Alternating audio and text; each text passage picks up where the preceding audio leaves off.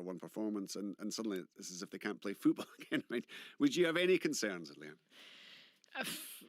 Listen, I think pressure's a funny old thing, because you almost, the gap for Rangers has been so comfortable that then you go from it being 20 odd points, and now it's as low as it's been for weeks.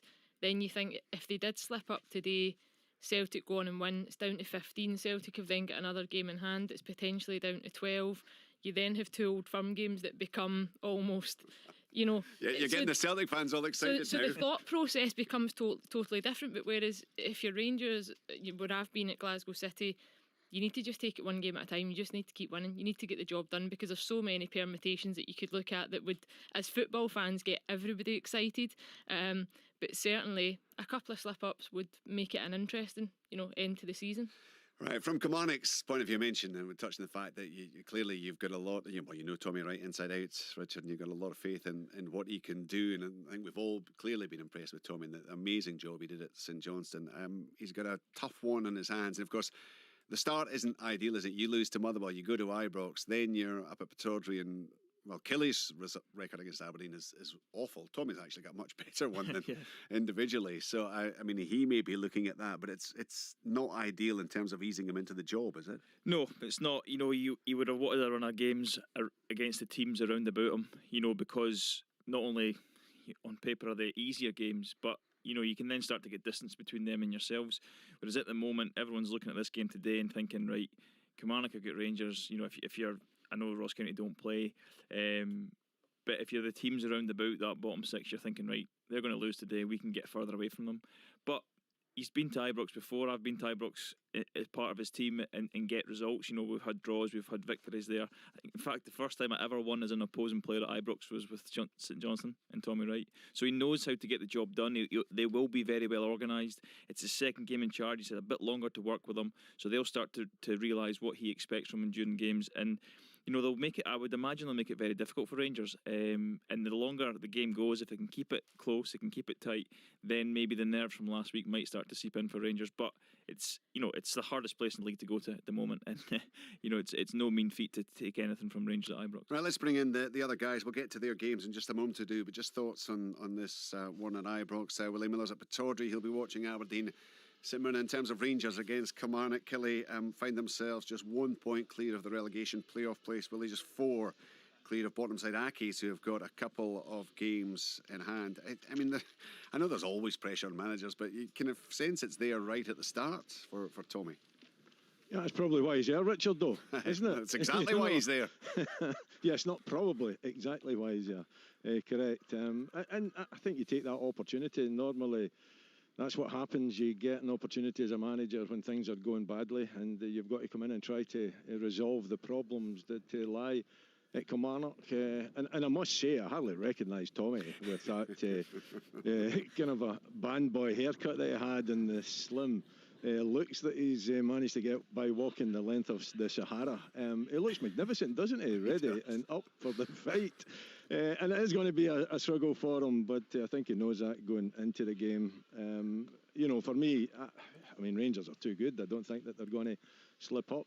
I can't see it. Yes, understand the pressure can come on, but I think the style of play and the consistency that they've put in this season, and perhaps the inconsistency at the other side of Glasgow, would lead, I think, most people to suggest that it is indeed Rangers' title. But they would want to do it in style as well, don't you? You don't want to stumble over the line. You want to make it convincing. You want to make sure that you take the league campaign to the end in a bit of style, and I think that's what they'll do. Michael Stewart at Tannadice for Dundee United Livingston. Are you anticipating seeing a Rangers performance much more like that which we've witnessed pretty much all season long? Yeah, I mean, look, you would expect so. That I think whenever there has been a drop in performance level from Rangers, it's been followed up by a better performance. So, at home, where they've been, in wonderful form against, Kilmarnock, who, the guys have already been talking about going into the game 6 defeats in a row. Not the ideal preparation for it. That you would expect that Rangers would be able to get the 3 points. But, Richard makes a good point there that, for Kilmarnock with Tommy Wright in charge, they will be well drilled, making sure they're very difficult to beat. And if they're able to frustrate Rangers and disrupt their game, the longer the game goes on, perhaps they've not shown any real panic in the games that you've seen this season so far. But the longer that Kilmarnock can frustrate Rangers, and the closer they get to the end of the game, then that's the goal for them, to pick up anything. And if you're able to look at the bigger picture there, and if it's another poor performance and they don't pick up 3 points at home, I don't think there's any danger in terms of the league, but it just starts to become a bigger nuisance of Rangers, being able to finish things off as quickly as they would want. But there's lots of ifs, buts, and maybes in there, and I think on the face of it, you would expect that Rangers' performance level will be a lot better than it was last week against Hamilton Accies, because that was very poor. But credit to the Hamilton Accies, because they went right after Rangers. They were right up and at them, and I think we've seen that in the last month or so. The teams that have come up against Rangers, there's a number of teams that have confronted them higher up the park, tried to cut out the attacks at source, and there's been they've got joy from it. Even the teams that have obviously ended up losing the games against them, they've been better performances. They've not been as dominated as other sides have early in the season against Rangers. So I think they've shown the blueprint of what you have to try to do against Rangers. And it'll be interesting to see what Tommy Wright does with his Kilmarnock side this afternoon. Well, let's just get some thoughts from Derek as well ahead of that one. He'll be covering the Lanarkshire Derby, which I know he loves. We'll get his thoughts on that in a moment or two. In terms of that game at Ibrox, are you giving Kilmarnock and Tommy Wright any hope of taking something from that one to aid their battle to avoid the drop? Of course there's hope, Richard. I think they played pretty well during the week. I think they bossed the game. Didn't create probably enough. You look at that Hamilton game that the guys are talking about, I think it was a case of a little bit Rangers taking their eye off the ball, but also probably get a little bit spooked in the manner, in the way that Accies approached the game. Accies had a go, pressed them high up the park, and so it'll be interesting to see how Kilmarnock go about their business, whether they go and they press them high up the park or where they sit off. And I would go for the first option, to be honest with you, Richard, because I think if you sit back against this Rangers side, eventually they will break you down. Michael's talking about the blueprint. Accies, at every opportunity, when they triggered that press, they'd done it absolutely brilliantly. So I don't know, maybe Kilmarnock might think, we'll try that option, we'll press them, try and get at them, and try and test them, because I think there would have been harsh words said during the week. Not just from the manager. Look at Al McGregor, look at his interview after the game. He was absolutely seething. So I think Rangers, you look at that squad, McGregor, Davis, you look at the rest of them, they haven't won anything. So these guys have been there, they've done it, and I think when, talking about Al McGregor, he was absolutely livid. So he knows how to handle those situations. I think that was a disappointment that Rangers didn't go about their business in the right manner. So it'll be interesting from their point of view how they react, but also how Kilmarnock go about their business. Richard will be keeping his eye on that one and keeping us right up to date. Rangers against Kilmarnock this afternoon in England. The lunchtime kickoff. What a turnaround. Liverpool had been in front with just a quarter of the game to go through Mo Salah's 23rd of the season. 3 goals in just over 6 minutes for Leicester City. And the 3 top scorers, Maddison, Vardy and Barnes, all on target. And it's looking, well, gosh, they might even struggle to qualify for the Champions League next season. Liverpool, Leicester City 3, Liverpool 1. I'll keep an eye on the rest of the action in the English Premier League. In the main, the focus, of course, will be on the Scottish Premiership. Let's go to Pittodrie. Willie Miller, it's Aberdeen against Mirren, and you've got the team news there. I have now, Richard. Aberdeen make 3 changes. In come Canberra McGinn, which is an unusual starting position for him, and Dean Campbell. Out go Taylor, Lee and McGeoch. Their starting 11 is Lewis, Hoban, Considine, Hornby, McGinn, Hayes, Ferguson, Canberra, Campbell, Kennedy, McCrory. And on the bench, Woods, Logan, Henry, Taylor, McGeoch, McLennan, Ross, Virtanen and Mackenzie. And for the visitors, 2 changes in Tate and Irwin. Out McGarth and Obika, starting line-up for them. Anik in goal, Tate, Shaughnessy, Doyle, Hayes, McCarthy, Flynn, Durmus, Connolly, Fraser, Erwin and Erahon. On the bench, Linus, Urminski, Finlayson, Mason, McPherson, Henderson, McAllister, Jameson and Obika, and the referee is Ewan Anderson. Right, so Aberdeen switching to a back four, Willie Miller. Well, yes, at least to start with, I've heard, Richard, but I wouldn't be surprised if it changed during the course of the game. Derek is a bit like that. He's a manager that likes to, mark up with the opposition depending on what they do. But I think it was needed. I think that, if you keep putting out the same team, the same formation, you keep getting the same results. And that's not good enough for Derek, and he knows that. The players know it, the fan, and even the chairman knows it as well, that the results and the performances this season have not been good enough. So, looking for that change, going to a back four, McCrory at right back, probably, and Johnny Hayes at left back. The two up top is for me, is an important aspect. Very rarely have we seen that this season, and the two new players in Hornby and Canberra, depends how they link, of course. It's a new formation, new partnership, but you've got to create the opportunities as well, and Niall McGinn just hasn't been the Niall McGinn, so much so that poster is definitely down off the wall, and it hasn't been good this season. It's been a real struggle for him, even when he's had the opportunity to start in games. So you're looking at him, and it's got to be an improved performance from him. Matty Kennedy probably on the other side, with the two youngsters holding in midfield, Ferguson and Campbell. So it's a big game. We know that for Derek. The performances haven't been good. The result last week was a poor result and a poor performance. And to be sitting, fourth in the table, he'll know as well that the ambitions from the chairman, from himself, from the Aberdeen fans, is that they finish third, and he's got to try and put a little spurt on to make that third spot, and it would be well to start today.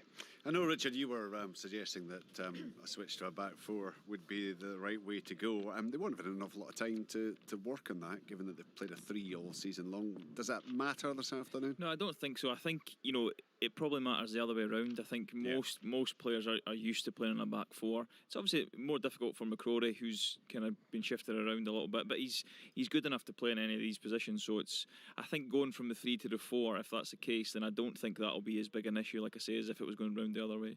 Michael Stewart, would there be a concern up front? I mean, on the face of it, great. I mean, Aberdeen fans no doubt happy, 2 strikers, but Fraser Hornby, obviously, both new to the club, but Fraser Hornby, as we understand it, he's been struggling with illness a bit and just trying to get up to speed.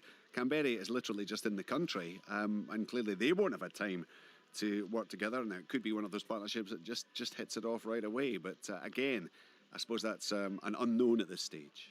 Well, that's it. But I think what you've noticed in the last couple of weeks, since the deal was done for those players on the last day of the window, that Derek, I think, after each game has spoken about how they were wanting Florian Canberra above everybody else, and they wanted them in the door as quickly as possible, knowing the league, the work that he'd done at Hibs before. But the thing about Florian Canberra is he's capable, but I think any Hibs supporter and Scottish football fan that's seen much of him, there's an element of inconsistency there as well. So there's a bit of a gamble, but if it pays off, then there's definitely somebody there that can score goals, and not just score goals. I think his all-round game, he's got all the components, to be a good addition to the Aberdeen setup. And likewise for Fraser Hornby, even in the games that he's played so far, where he's been very isolated and he's been living off his scraps, there's something that you can see that there's a player there. The problem more is the actual setup and structure of the team. If they can provide enough quality for Fraser Hornby, I think, likewise with Canberra, there's somebody there that can improve the Aberdeen side.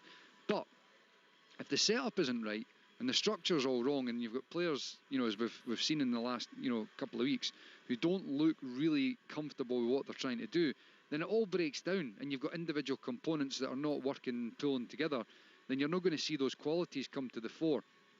So it's a big game, and interesting to see if it definitely is a back four that they go with.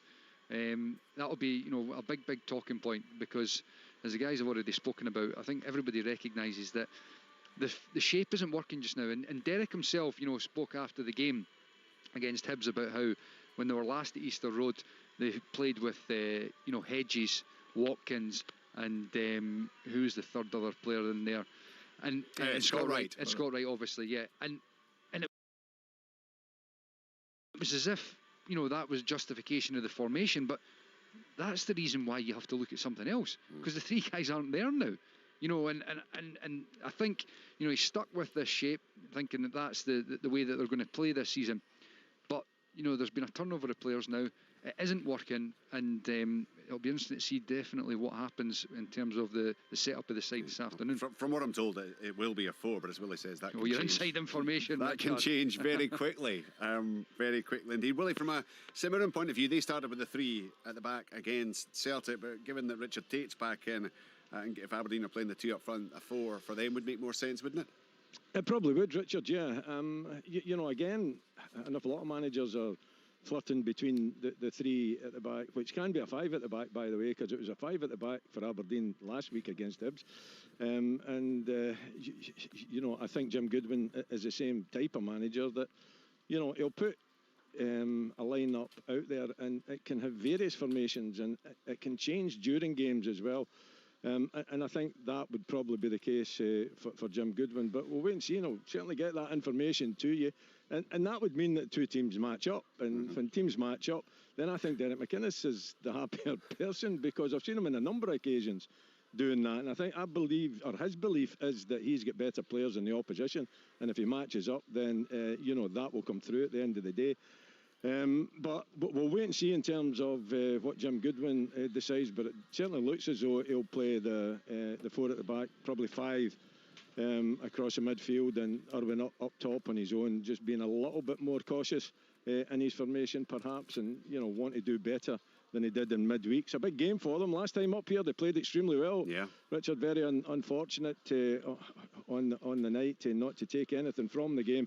And Jim Goodwin have got them in a number of occasions this season, playing extremely attractive football. So it's a tough test for Derek McInnes and Aberdeen. The change of formation will certainly be tested, and we'll just have to wait and see if it works or if it doesn't. Are these players? And I fully agree with Richard. I think you're talking about you're not having time to work as a back 4. I think most players actually prefer the back 4 in Scotland anyway. I certainly prefer the back 4, but that was in the last century, so I won't really go there. God, it actually was in the last century. Exactly, yeah. To be fair, I prefer it now, so you're all right. You're on the right track. I think that they're definitely more comfortable. I think players, defenders are more at ease. You don't have to think as much. Rich, I don't know what your belief is, but see, when you're playing in the back 4, I believe that you don't have to think so much. See, when you play in a 3, and particularly if it's 3 central defenders, then, and I watched the 3 central defenders trying to cope with Martin Boyle last week and failing miserably because they didn't think. They just did not think. They weren't aware of a player running off the shoulder and behind. And it's much easier to play, I think, in a back 4 than 3 central defenders when you've got a mobile striker like Martin Boyle. Yeah. I agree. I think there's just more moving parts to the 3, isn't there? And centre halves, you tell me better, but you like to be up against your man and know who you're marking. Whereas in the 3, kind of the striker moves between, and you don't know if it's the 2 lateral centre halves or the middle one who goes and picks up. And I think if they don't get the timing right and the movement is good from the other team, it can cause you a lot of problems. Where in your 2, right, it's either me, even if it's one striker, it's me picking him up, or it's the other guy if he moves to the other side, and obviously your fullback's tucked round. But there's also a lot of space on the outside of the 3, and if you've got 3 centre halves in there, which is the way Aberdeen have been playing, centre halves don't like to come out into those channels where they can be exposed. Well, all 8 defenders should be happy this afternoon then if it is 2 flat back 4s. Aberdeen, of course, looking for their first goal. Haven't scored in the last 4 matches. Only Ross County have had a worse run in the Premiership so far this season. So we'll cover Rangers Kilmarnock, Aberdeen St Mirren, and also covering Dundee United against Livingston. Michael's there for us for open all mics. You got the team news, Mikey? Yeah, I have. There's one change for Dundee United. Louis Pearce coming in for Mark McNulty at the top end of the park. So we'd imagine they're going to set up the same 4-4-2 with Liam Smith at right back, centre half of Ryan Edwards and Mark Reynolds. Left back will be Jamie Robson, and then in the midfield it will be Pollitt, Fuchs, Butcher and Adrian Sporley in front, and then obviously up top Louis Appere, who's come in for Mark McNulty, and Lawrence Shankland. And then for Livingston, I make it 4 changes in the side for them. Mullen coming in alongside Guthrie, Serrano and Fitzwater. And I'm not 100% sure how they'll line up. It'll be interesting just to see how the team's set up when this game starts. Right, in terms of the fixture, I guess both teams coming off surprise results last week. Perhaps United ended that run of 8 matches without a win when they went up to Dingwall and got the 2-0 victory, whereas Livingston, of course, having been unbeaten for months and months, lost that run against St Johnstone. Yeah, I think that's a fair assessment. You know, the games were definitely ones that you would have been looking at and thinking that a great opportunity for Livingston to continue that phenomenal run that they had been on. But it was interesting to hear before the game against St Johnstone last week, David Martindale talking about how he just felt as if all the games were starting to build up on them. You know, and that so many games Saturday, Tuesday, and Wednesday that he was feeling as if they just needed a little break just to try and get a few of the players back. And obviously there was a number of guys that were missing that game against St Johnstone. A few of them are obviously back this afternoon. So that midweek call off against Hamilton Accies, he's probably been quite happy with that. You know, I think just to be able to get the chance of playing weekend to weekend without the need to have to play a game during the week. And then obviously for Dundee United, it was a huge victory away at Ross County. There was no doubt about that, because, you know, as good a run as Livingston were on, you know, Dundee United were on a terrible run, a really, really bad run that needed to get stopped as quickly as possible. But if they don't back it up here, you know, today at home against Livingston, then it feels a wee bit like not a hollow victory, but it feels like it was, you know, just a flash in the pan, something that's not really going to carry much weight. And, you know, Dundee United have still got to have their sights set on trying to get into that top 6, which could be possible, but they need to be able to find some consistency and put results back to back. We had just Leanne, a little clip from Mickey Mellon there right at the start of the programme, and he's talked about this a lot, about the fact that this is a new team in a new division, finding their feet. It's almost like because it's easy to go, it's Dundee United. Yep. But actually what he's saying is, no, hold on, we've not been in the top flight for the past 4 years. So we're probably about where you would expect us to be. Is that fair? Probably, yeah, when he puts it like that. But, I mean, covering a lot of the Championship last season, Dundee United were a side that were a Premiership club that were playing in the Championship. And for 4 years, that's how they felt.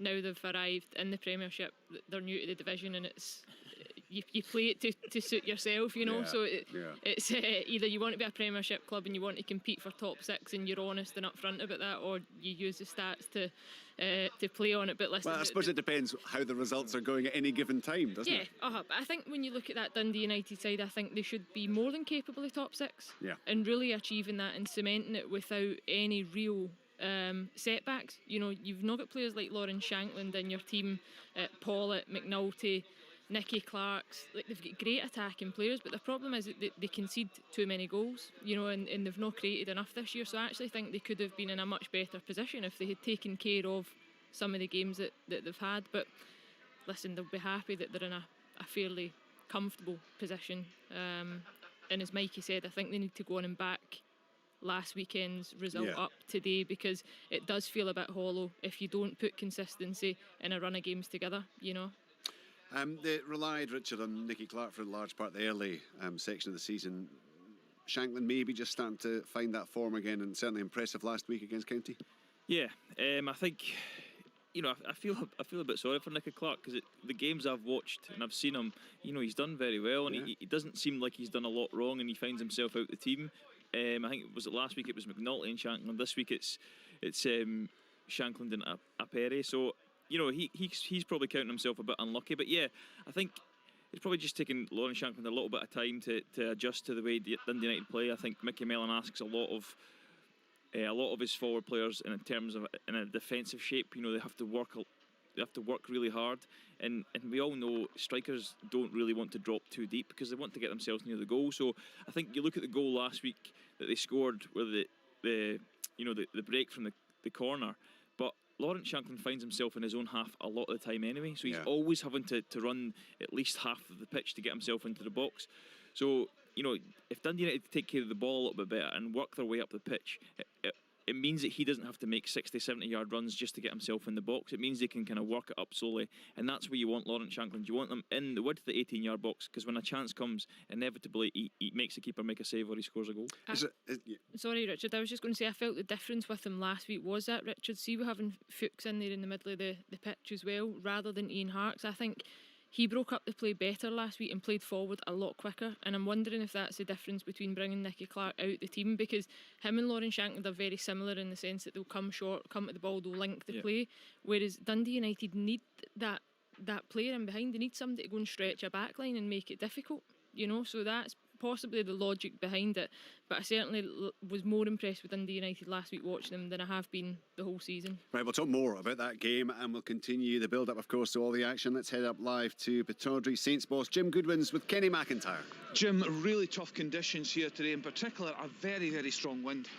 Yeah, I mean, last night, we came up last night and stayed in the hotel, and I drove up in my own car and I got to Stonehaven, and it looked, treacherous really, the snow that was coming across with the wind, and we were kind of concerned about the game today, but thankfully the snow has went off. But this wind is it's not nice. I'm reading in the Met Office report this morning that it could be up to kind of 45 mile an hour at certain points. So yeah, look, the conditions are going to be difficult for both teams, but we're just going to have to manage it as best we can. And important for your boys to bounce back from that sore run midweek against Celtic. Of course, you're always looking for a reaction after a poor defeat. The first half was really good, I felt, for large periods. The second half was disappointing, and in the manner of the goals that we conceded after the second one, I think the penalty decision definitely knocked the boys, and we didn't recover from that, and that was really disappointing. And I spoke to the players about that. We can't allow our shape and our system to just fall to pieces because we concede a second goal. We still have to keep going. There's plenty of time left on the clock, and if we'd have got a goal in the next 5 minutes, then we would have had another 5 minutes to put a bit of pressure on Celtic. So we didn't do that. That was disappointing, but I've never had to pull the boys up for situations like that in the past. They normally do go right to the end, and unfortunately that wasn't the case Wednesday. You mentioned the penalty incident midweek. You've had a lot to say on that, on players that dive, on Greg Taylor. It's clearly something you feel very passionate about. Well, look, I mean, listen, I've been criticised recently for my comments regarding penalties, and what I did say in my conference on Thursday, I think it was, I'm honest enough to admit that we have had a couple of soft penalties as well. I wouldn't say they're dives. We had one against Motherwell where there was a little bit of contact on Lee. Mugabe came through the back of him, and Lee did go down. But look, do you think he made the most of it, Jim? I do think players do, and I'm not encouraging my players to do that either. But there are players going down at the moment, in my opinion, and people will be probably listening and telling me to shut up because it's part and parcel of the game, but it doesn't need to be part and parcel of the game. If penalties are legitimate and somebody gets wiped out in the box or the goalkeeper comes charging out, that's completely different. We can't have players falling over in the box with the slightest little bit of contact. It's ruining the game, in my opinion, and as I said, I'll be encouraging my players not to do it, and I hope other managers will do the same with their own. Michael Stewart's in the programme today. I read his comments. He said that it wasn't a penalty at midweek, but it also wasn't a dive. Is that a fair comment? Listen, I watched the show with Michael and Craig Gordon, and I thought their assessment of it was very, very similar to mine. I would have to argue that I don't think the contact from Flynn merited Greg Taylor going over in the fashion that he did. Now, I could stand here and name another dozen players who I think go over very easily. You only have to watch the penalties that have been awarded this season. Maybe the guys on Sports Scene could do a compilation one night and go through penalties, because it creates debate. There's no doubt about it, and people will say it's all right when it goes for you. Of course it is. Yeah, you get those decisions and they might be crucial. But some of the penalties we've had given against us lately, we had one given against us at Hibs, was really soft and it was a key moment in the game, and then we had the other one the other night against Celtic where there's 10 minutes to go on the clock, it's 1-0, and I'm not saying that we deserved anything from the game on Wednesday night, because I thought Celtic were excellent in the second half, but that second goal really took the wind out of our sails, because we have a mountain to climb then going into the last 10 minutes. Let me ask you this then. You say there are a lot of players who go down easily. I don't expect you to name names, but you just done your team talk in there. Have you warned your players today about certain Aberdeen players that to go down and make the most of it? Aberdeen have had 7 penalties, I think, this season. They're one of the highest in the league who have been awarded penalties, and yes, I have watched some of them back, and there are one or two individuals who are involved in those particular incidents. So like I said, get Big Tomo and the boys on Sports Scene to maybe highlight some of these soft penalties, and somebody else can talk about it.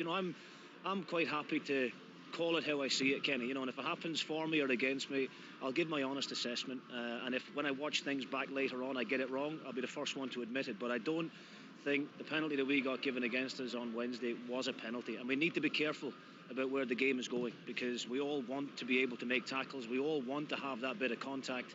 But, defenders, it's a terrible time for me to be a defender, because you're terrified in case anybody comes into the 18-yard box. And what are we going to now say to defenders? Oh, don't make a tackle, don't touch anybody, don't try and block the shot, just hope that your keeper pulls off a wonder save. We can't go down that route, and we need to try and sort it out.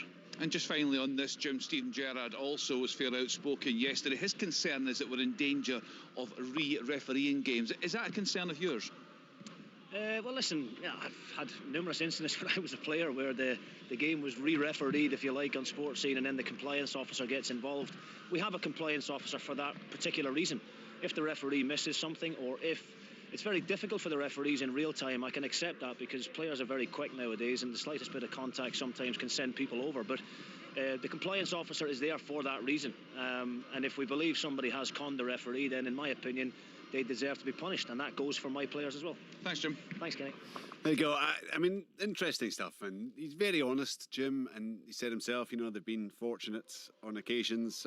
Interested to hear him say, I'll be encouraging my players not to go down when they feel a touch. And just to pick up on his stats, brilliant, 7 penalties for Aberdeen in the Premier League this season, 1 in Europe as well.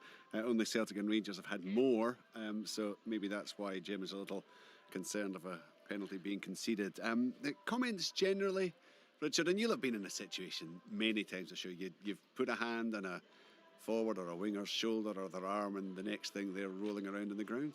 Yeah, and it's, football is a contact sport, and I agree with Jim that there's going to be contacts in the box, but not all contacts knock you over. Similarly, I can see the point that if you're running at full speed, the slightest touch from a defender might knock you over. It might not be enough to be a penalty. I think in the Greg Taylor incident, I think he's moving quickly. I think there is a hand on his shoulder. It's not enough for his legs to collapse, but it might just throw him off balance a little bit, and then his next step is not exactly where he thought it would be, and then he goes down. So I can see it both ways. Part of the problem is that because if a player is impeded but doesn't go down, the referee doesn't give a penalty, does he? And the player might be deserving of it, but the players now feel they have to do that if they're going to get the award. Well, there is that argument. I think you've got to trust in the referees, and they will make mistakes, as players make mistakes. But you've got to trust that even, for example, if Ryan Flynn's touch on Greg Taylor's shoulder does actually pull him back and spins him round, you've got to, even if Greg Taylor tries to keep going, you've got to hope the referee sees it and gives a penalty anyway. But they generally don't, do they? But what we're looking for here, Jim's suggesting that all managers should tell their players not to go down in the box. That is utopia. That laughter in the background, I'm sure, was completely disconnected or unconnected, but it fitted so well. Yeah, and that's why we've got females in the studio killing themselves laughing at it. But I think, Richard, there is no way, well, that I can see it, certainly my experience, I don't know about the rest of the guys that have played the game, as a manager ever going to say to you, by the way, if that defender tackles you in the box, don't go down. I mean, it's just not going to happen. And by the way, it used to be a contact sport. I don't know if the authorities want it to be a contact sport anymore. I think they're encouraging referees to give penalties if they see any kind of a touch in the box. They're encouraging, I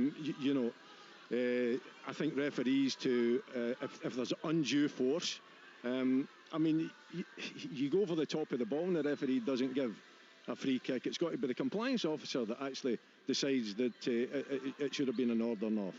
So, I don't know, I just think that it's coming from the authorities, particularly, I think, the contact side of the game, and if you're touched in the box and you go down, I think the referees are actually been instructed to give penalties. That's how it looks like to me, anyway, from outside. Well, certainly some of the awards we've seen this season suggest that that's the case. I mean, you've got to say, some have absolutely bemused me, and I think... Well, Richard, the thing is, like many incidents in football, it's not black and white. No. It goes from black to white, and there's many, many shades of grey in the middle. And, those shades of grey in the middle are very difficult to, define as definitely a penalty or not a penalty. And, the incident that happened against Jim Goodwin's side, I can completely understand why he's not happy about it.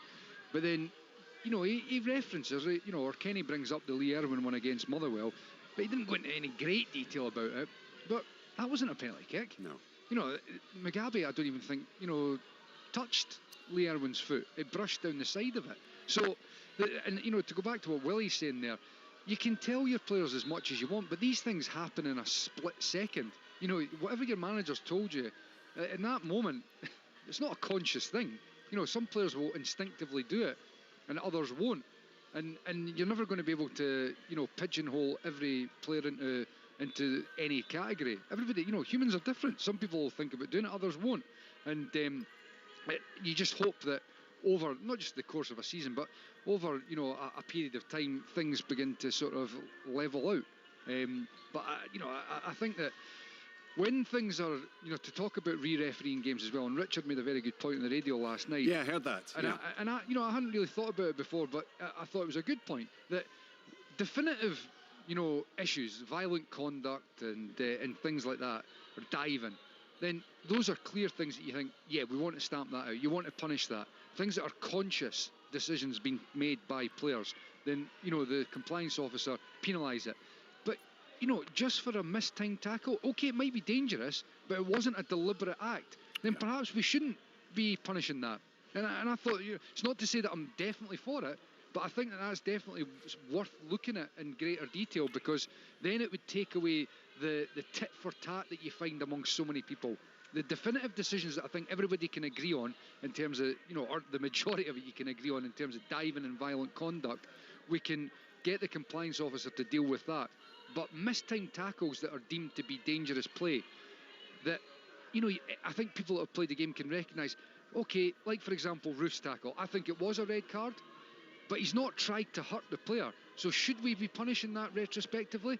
Well, I think it's a good debate as to whether we should or we shouldn't. I should point out, because it's been pointed out to me, it's not the compliance officer who actually makes the decision. The compliance officer brings the case, but it's it's three former match officials who actually rule. Yeah, but look, and we went over this umpteen times when there was a spate of decisions being handed out every week, and nobody was ever able to confirm. Who asks the three referees to look into an incident in the first place? But the compliance officer does. Oh, exactly. So but anybody can complain, though. Yeah, I know, but the compliance officer is the one that decides what things are to be looked at or not. So there's a phase that goes through before it gets to those three referees, and it's the compliance officer who's the first stage. So of course they are the ones that are important in it all. Yeah. Could Murray Davidson put in and ask for the compliance officer to have a look at that tackle? Uh-huh. It's right over the top of the ball. It's down his shin. It's a sore one to take. It would be quite good if players could actually bring that to the attention of the authorities and ask them to look into it. Because for me, whether he meant it or not, it damaged the player. Yeah. He was nowhere near the ball when his stud went over the top of the ball. Whether you think he was trying to protect the ball, get himself into a better position, he shouldn't have done it, and it could have seriously injured Murray Davidson. I don't think anybody. I've not heard anybody that really disagrees with that being a red card. But do you know what the point that Richard made? What I'm trying to bring up here is, Willie, in terms of, are those incidences where it's dangerous play? Should we actually re-referee the game, and should we punish players with 2-match bans for that? I think it's open to me personally. I'm open to either side with that. I mean, right now there's so much discussion and debate. And of course, managers are weighing in. Neil Lennon spoke this week. Jim Goodwin, others have certainly had their say. And just finally, Stephen Gerrard as well, who's saying that you should just re-referee. Don't have a referee. Actually, just sort it all out afterwards. I mean, he's had 3 players sent off this season. They've all been sent off essentially by the compliance officer. But there's a number of incidents sent off during the games. There's a number of incidences where they've got away with things. I'm thinking about Morelos here at Tannadice, where he elbowed. I can't remember who the Dundee United player was, but he was done at Tannadice by the compliance officer. Yeah, but the point being that you're getting away with it if you don't get sent off during the game. You know what I mean? And of course the benefit is for Kilmarnock this afternoon rather than the teams who the offences were perpetrated against. How we used to do it, Mikey, was see if the referee missed it, and you were certain that you were done by the opposition player. You See, the turned next them time you back. played against them, you got your own back on them. We could maybe just go back to that way.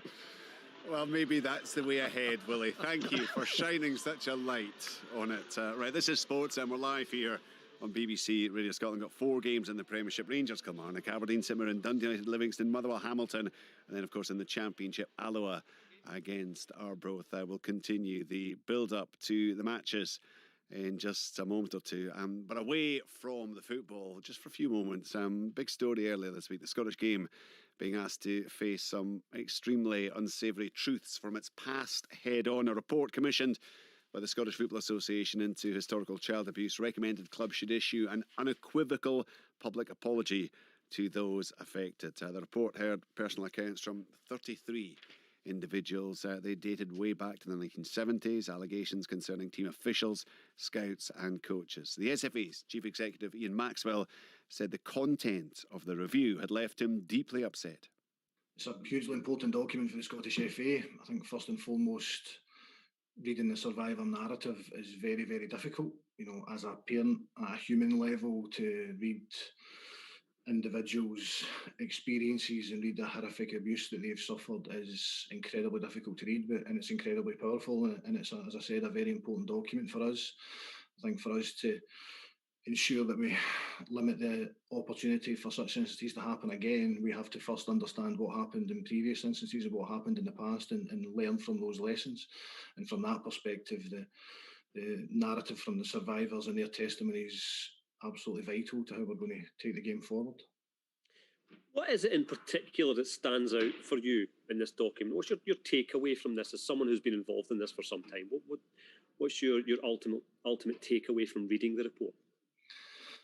The ultimate takeaway from reading the report and from the engagement that I've had with survivors is, how do we as Scottish football ensure that this doesn't happen again? That is their overriding emotion. Any survivor that I've spoken to has been very clear that a large part of the rationale for being involved in the review is to ensure that no individuals are subjected to the abuse that they were, and that has to be the overriding focus of the Scottish Football Association, to ensure that, you know, everybody involved in our game, whether it's players, whether it's parents, whether it's coaches, you know, from all aspects of football, are absolutely safe when they're taking part in the game that we all love. There should be a level of embarrassment, really, shouldn't there be, from Scottish football, that this was allowed to happen in the way it did? Any abuse in any setting is wrong. First and foremost, you know, as I said, as reading it from a human perspective, it's absolutely appalling that these things happened, and it's about learning from those instances and making sure that they don't happen again. We can only focus on the future and how we safeguard everybody involved in the game moving forward, and that is absolutely our ambition. The very first recommendation in this final report is that the clubs and organisations involved should issue an unreserved and unequivocal public apology. We know that you have done that at the SFA, and I think you've been commended in the report for doing that. Should clubs now follow suit? I'm sure clubs will be reading the report and feeling exactly as I do, Chris. You know, they will be determined to do the right thing. From an organisational perspective, I can talk about the Scottish FA. I have apologised to anybody who's been subject to abuse throughout the Scottish game, and reiterate that again today. And as I said, I'm sure clubs will want to do the right thing going forward. One of the aspects of this in regards to the SFA's conduct that jumped out at me was it said that in the past there was little consideration or follow-up by the SFA when issues were highlighted. Has the SFA failed these people? Any instance of abuse is down to a failing. If young people have been subjected to abuse, then things have gone wrong. We need to look at what we do now and the processes that we have in place across Scottish football, whether that's from an association perspective or through our clubs, to make sure that should any similar instances arise, we are absolutely dealing with them in the appropriate way. Talk to me then about the recommendations that you have acted on, because there were 95 recommendations suggested in the interim report back in 2018. What is the current standing with that? Of the 95, we have 80% that are either complete or underway. When we published Martin Henry's interim report, he said at the time that this was a long road, it was a journey, And I think it's important that we don't look at the recommendations simply as a checklist. It's not going to be the case that when we get 95 recommendations complete, that is our work done. There's continual improvement required. We need to adapt to the circumstances that we find ourselves in. COVID has been an example where we've seen the delivery of football for children and young people dramatically change over the past 9 months, and we've had to change our processes and practices to ensure that we deal with that. So it's a long journey that we're on, and I don't want the recommendations to become a number that we have to hit, and that's our work complete. Our work in this area will never complete. We have to make sure that we're constantly striving to introduce and ensure we have the best processes and practices in place. Is Scottish football safe?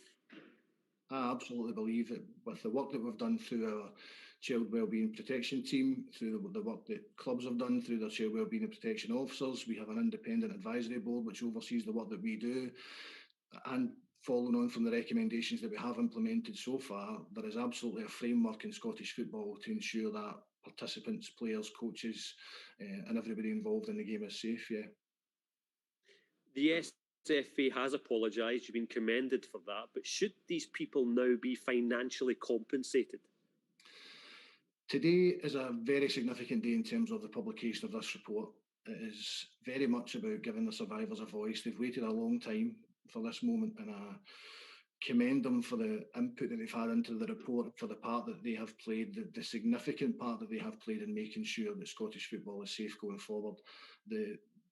Any other arrangements, there are obviously ongoing civil cases, and those are for another day. The outcome of those will be decided by others, but the important part of the process today is for us to take on board the narrative from the survivors and make sure that affects our decisions going forward.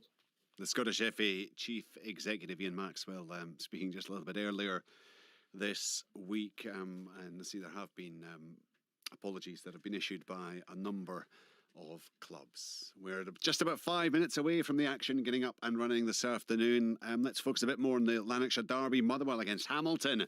We can hear from the Motherwell boss first of all, Graham Alexander. Graham, 3 wins in your last 4. Something's going right for you. What is it? The players are playing well and they're working hard for each other and they're playing like a team, and there's no secret to it. It's hard work on a training pitch and then trying to replicate in match days, and we've faced different challenges each game, but managed to pick up good performances and good results, and today's no different. It's going to be a real tough challenge, local derby, and Hamilton have showed their quality in recent weeks, and but we have to show ours. What, if anything, have you been told about this Lanarkshire derby in the build-up? No, look, it's obvious. It's we know how close they are to us. Geographically, obviously there's history between the clubs, so I don't need to be told about the importance of this game. But for me, we have to try and put that to one side and play the game and make sure that we're playing for 3 points. That's all we will get today, and it'll be a welcome 3 points, and I know it will make the fans happy. But we've got to think about the process of winning that game, and we've got to do all the things that we've been doing recently. And you'll be aware that actually Motherwell will feel like they're due a win in this fixture because there's not been one for a while. I don't think you do anything. I think you have to go and work for anything in life, and football's the same. So for me, we will have to work extremely hard. We'll have to play well. We'll have to do all the things that we've been doing recently to get 3 points from this game, and it won't be down to anything other than that. Now, the Ackies have certainly enjoyed the fixture of late. Brian Rice has also been chatting to our reporter, Curdine Idson. Brian, I'm guessing it's very much a case of same again for your guys as you were against Rangers? Well, it's the same team, yeah. I think the boys deserve to go again after the performance they put in. But completely different game, so we need to be ready to go. Completely different game, but how do you get the same kind of performance from you guys? Because you were excellent against Rangers, weren't you? Oh, that's the key to it, getting that performance again. And to me it's a mindset. People say it's easy against Old Firm. That's okay for people saying that, it's not being involved in it. My boys were out there, put their body in the line, and they'll do that today. I'm confident in that.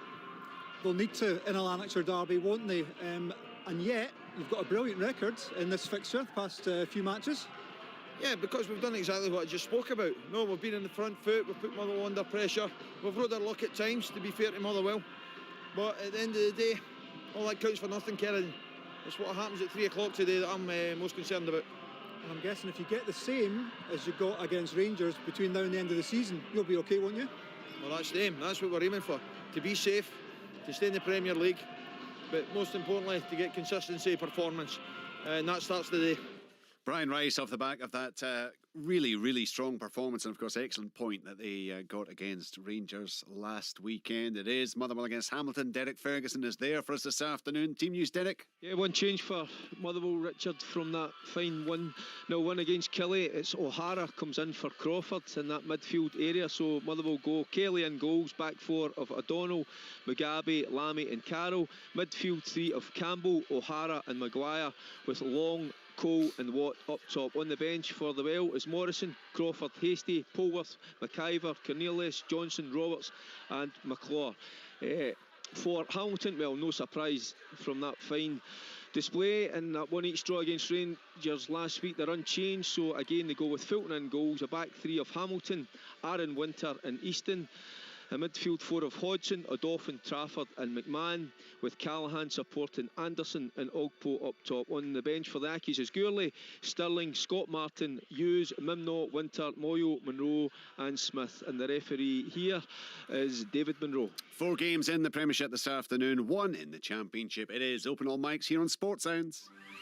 All the action from all the biggest games. Chance, go! This is Open All Mics. From Sports Sound on BBC Radio Scotland. So Rangers against Kilmarnock, Aberdeen, St Mirren, Dundee United, Livingston and Motherwell against Hamilton. It's Alloa or Broth in the Championship. Down in England, 1 game at 3, Crystal Palace, Burnley. We'll update you on that. Earlier, Leicester City coming from behind with 3 late goals to beat Liverpool. Another defeat for the champions. Mo Salah had put Liverpool in front with his 23rd of the season. Leicester winning it with goals from James Maddison. Jamie Vardy back to fitness and back in the team. And Harvey Barnes, who's had such a fine campaign. What an afternoon, what a win for Brendan Rodgers' side, who remain certainly much closer challengers to Manchester City than Liverpool are right now. They're 6 points clear of Liverpool. Well, Willie Miller, what's wrong? What's wrong? It's another botch kickoff, you know, when they take the knee. It's Aberdeen this time, and well, it's I think it's Niall McGinn, so you know we can excuse him because he's not seen the start of a game for a long time. But you know the referee blows a whistle and Niall plays the ball back, and the rest of the players go down on their knee. So he wants the game to start when it's really taking a knee. It should be happening. Right, and he sounds really focused then, eh? What about the formation, Willie? What's that looking like lining up? Well, whilst the botched kick-off was happening. It is looking like both of them playing the 4 at the back. So Aberdeen have definitely set up that way, and so have St Mirren with Tate and Fraser in the full-back area. So both teams playing the 4 at the back. I think my 2 colleagues here were kind of looking at the screens and thinking, is that a 3? And have I got it horribly wrong? So that was a big sigh of relief for me, Willie, that if it indeed it is a 4 at the back there. Richard, you're going to be keeping an eye on. Yeah, right, okay, thank you. Whew. Paul Mitchell is alongside Willie as well, so he will be updating us alongside Willie. I've got to say they were there as a commentary team just in case all the other matches went down. So Paul had his commentary hat ready, but he's also got his reporter.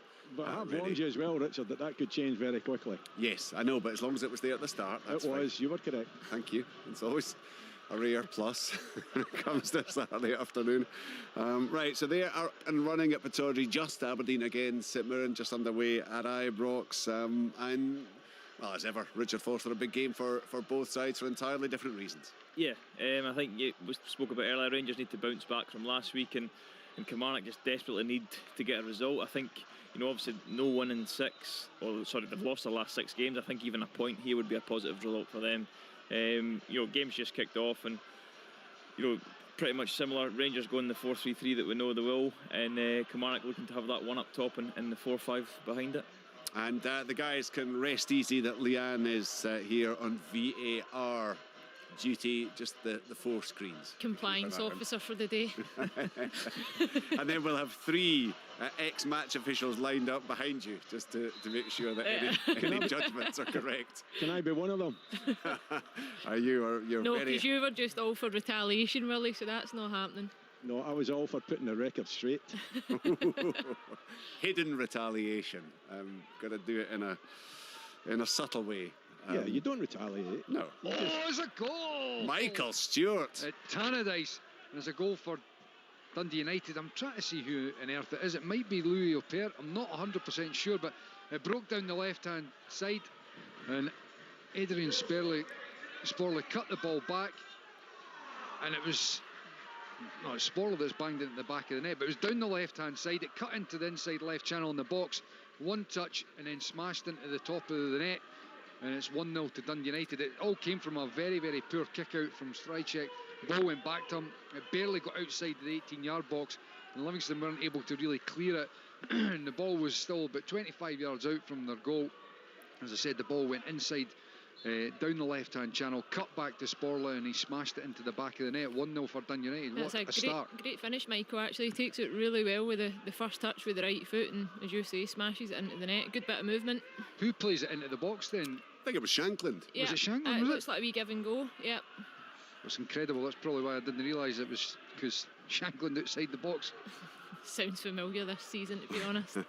Well, it's just a second goal of the season for Sporla, but just exactly the start, Michael, that United would have been wanting, as you guys were talking about the need to build on that fine result up in Dingwall. Absolutely. I mean, Brian McLaughlin's just at the side of me here, and he's telling me it was 49 seconds for the goal, so you can't get a much better start than that. And you know, just to also plant the wee seed of doubt in Livingston's mind, you know, that you know, they got that poor result against St Johnstone at home. They've got a few players back into the side, and to start, you know, so brightly putting the ball in the back of the net, you just want to maintain the foot on the gas for your own side, but also for Livingston, who you want to try to make sure they don't slip back into any confidence or rhythm that they've had prior to that result against St Johnstone. Adrian Sporla with the first goal of the afternoon in the Scottish Premiership to give Dundee United that early advantage against Livingston. It was a really... Well, actually, we talked about some of the moves that United put together last week against Ross County, Leanne, and that was a really well-worked move, and the finish. Yeah, no, that was kind of what I was touching on at the...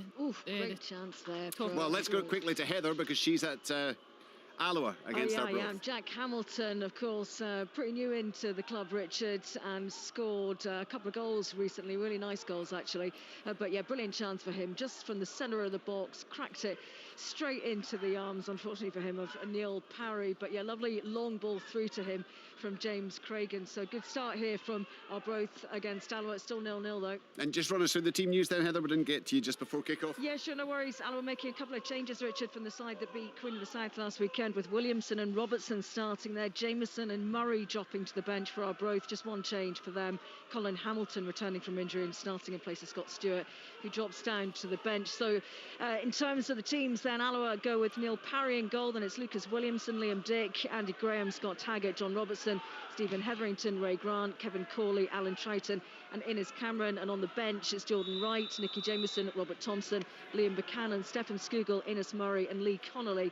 And for Arbroath, it's Derek Gaston in goal as usual, then Jason Thompson, Colin Hamilton, Ricky Lissell, Tom O'Brien, Michael McKenna, James Craigan, Ben Williamson, Jack Hamilton, Del Hilson and Bobby Lynn. And on the bench for them, it's Mark Watley, David Gold, Scott Stewart, Chris Doolan, Luke Donnelly, Lewis Moore and Scott Gallagher. And today's referee is Stephen Kirkland. Right, I think there was treatment there for... Was it for Scott Robinson, Michael, at Tannadice? Yeah, he just went up for a challenge, and it looked as if it was perhaps just a knee in his back. Went down, had a bit of treatment, and he's just back on now. And I would be surprised if anything like that stops him from running about, even though he's still holding it. Chance, goal! Sorry, Michael, goal for Accies. Sorry, tell us It's Anderson. It's a nice, neat move. It all started out on this left-hand side, and once the ball's cut back to Anderson, I think he's moving. It just comes away from the goal, just a yard or two, takes a good touch, and he gets his first goal since coming to Accies. And you know, he's done extremely well with the last couple of games, but tell you what, he'll love that, getting off the mark, and Accies get themselves into the lead. Well, like he struggled to get into that Aberdeen first team, away off to Ayr United on loan for the first half of the season.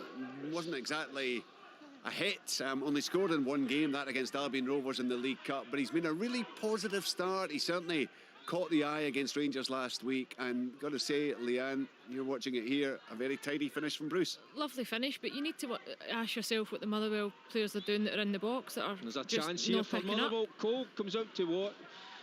I think just Aki just clear the lines there at the moment. There's not been a lot of football played. Surprisingly, the surface at Fir Park, I don't know what's happened over the last 6 weeks, but it's really poor. Now, both teams have just been thumping it back to front, but that was the first little bit of football. We'll get a little opportunity here. Great save here by Joe Lewis to deny Ryan Flynn just inside the box. It was a lovely little touch and turn. Tell you what, St Mirren, Willie Miller came close there. It should have been the first goal of the game. It was a magnificent save. It was maybe straight at Joe Lewis, but it was Durmas down the left-hand side. Great cross into the box. Ryan Flynn meeting it at the near post, got the boot on it and gave it a fair bit of power, but it was straight at Joe Lewis. He went to ground, made a very, very good save. First chance of the game, though. So save by Joe Lewis. He's had a couple of mistakes this season, but certainly last week at Easter Road he kept the score down at 2, didn't he? Made a whole list of very, very good stops in the Aberdeen goal. But St Mirren coming close in the early stages there. Hamilton have already gone in front. Of course, Derek, they own this fixture right now, the Lanarkshire Derby. It is. I mean, the first game of the season, Richard, 1-0 to Accies, but Motherwell absolutely battered the Accies for about 70 minutes. Brian Rice made changes, brought in some of the young boys, got a reaction, got a goal and won the game 1-0. But the last game I was at, obviously, down at New Douglas Park, which I'll always call it, 3-0, and it was they were a sorry side that day, Motherwell. No fight, no appetite for the game. They've certainly got that today, but Accies were deserved winners. But that was just the first. That's what I was going to say, Richard. It was the first bit of football that's been played, and I know Leanne maybe picked up on a few things. Yep, Callaghan with the cutback, and it was a fine finish. But I don't know what Leanne maybe kind of what she witnessed in that. Was it a bit of slackness in that Motherwell defence? It was really good for Callaghan, Derek, but I just think when you've got one player in the box and you've got two centre backs and neither of them are actually picking up or dealing with them. You can see it's Ogpo down this left hand side. He's trying to find his Callaghan again. Callaghan's been he's been immense. He was out for a few games, but he plays that role, just sitting off the front two really well. He does his defensive duties extremely well, but he's got the energy to get up and support Ogpo and Anderson up top. It's great to see that though, Derek, with Ross Callaghan, because he's had a tough couple of years, but he's actually found a place now that he seems happy, he's enjoying his football, he's playing well. And to be honest, his goals and his assists this year, without goals, him, Leanne, you just wonder where Accies would really be. Yeah, well, he's unquestionably been their player of the season. Here's Dundee United through. It's another strike on goal. It was Louis Apere this time, and it just deflected off of, I think it was Guthrie that had got back in, and it looked as if for a second it might have gone over the goalkeeper, but he was able to stop it. A nice wee ball through the middle from Peter Pollock. Dundee United have actually set up in a 4-3-3. Louis Apere's out on the right, and Sporley on the left with Lawrence Shanklin through the middle, and the three men in the middle of the park. Butcher's just sitting in behind Fuchs and Peter Pollock. And that's obviously they're 1-0 up, but there's been a few occasions where they've broken quite well. That's exactly the movement, Michael, that I've been speaking about, that coming short. If you've got players coming short, you need those runs in behind, and it's a fantastic run, a great through ball. Dundee United look like they've started really well. Down in England, a really good start for Burnley as well. They're already 2-0 up away to Crystal Palace. Jay Rodriguez has just found the target. That after Johan Berg Gudmundsson had scored last week in the FA Cup, and he scored again this afternoon in the Premiership or the Premier League. So Crystal Palace 0, Burnley 2. A couple of early goals for the visitors in that one. Richard Foster's keeping an eye on events at Ibrox for us. Much happening, Rich? No, not really. I think it's when Rangers get the ball, drop into a shape, and they look comfortable. They seem to be filling. What is a chance here, maybe? Little chance for Accies. No, it's nothing. There, Richard, ball into the box, and Anderson again. It's every sense where the ball was going to land, and just stops round about that 18-yard box. Ball comes to him, decent touch, gets a good strike, but deflected pass for a corner kick. So Accies looking pretty dangerous at the moment going forward. Richard, Scott Robinson's gone down again. He's getting treatment, holding his just his back just above his hip, and I think that could be game over for him, which would be a huge blow for Livingston. He's just walking off the park at the moment with the physio. I don't think it looks good for the striker for Livingston. It did look a sore one, Michael.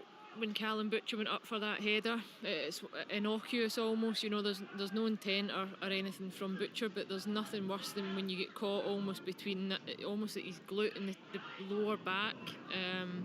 But it looks like he's really struggling. And Emmanuel Thomas is just getting stripped actually down below us. It looks as if he's about to go on for Scott Robinson. It just shows how quickly things can begin to turn in football, doesn't it? You've got this long unbeaten run, everything's going well. Manager of the month 2 months in a row, Scott Robinson player of the month, League Cup final to look forward to, and then suddenly you lose last week.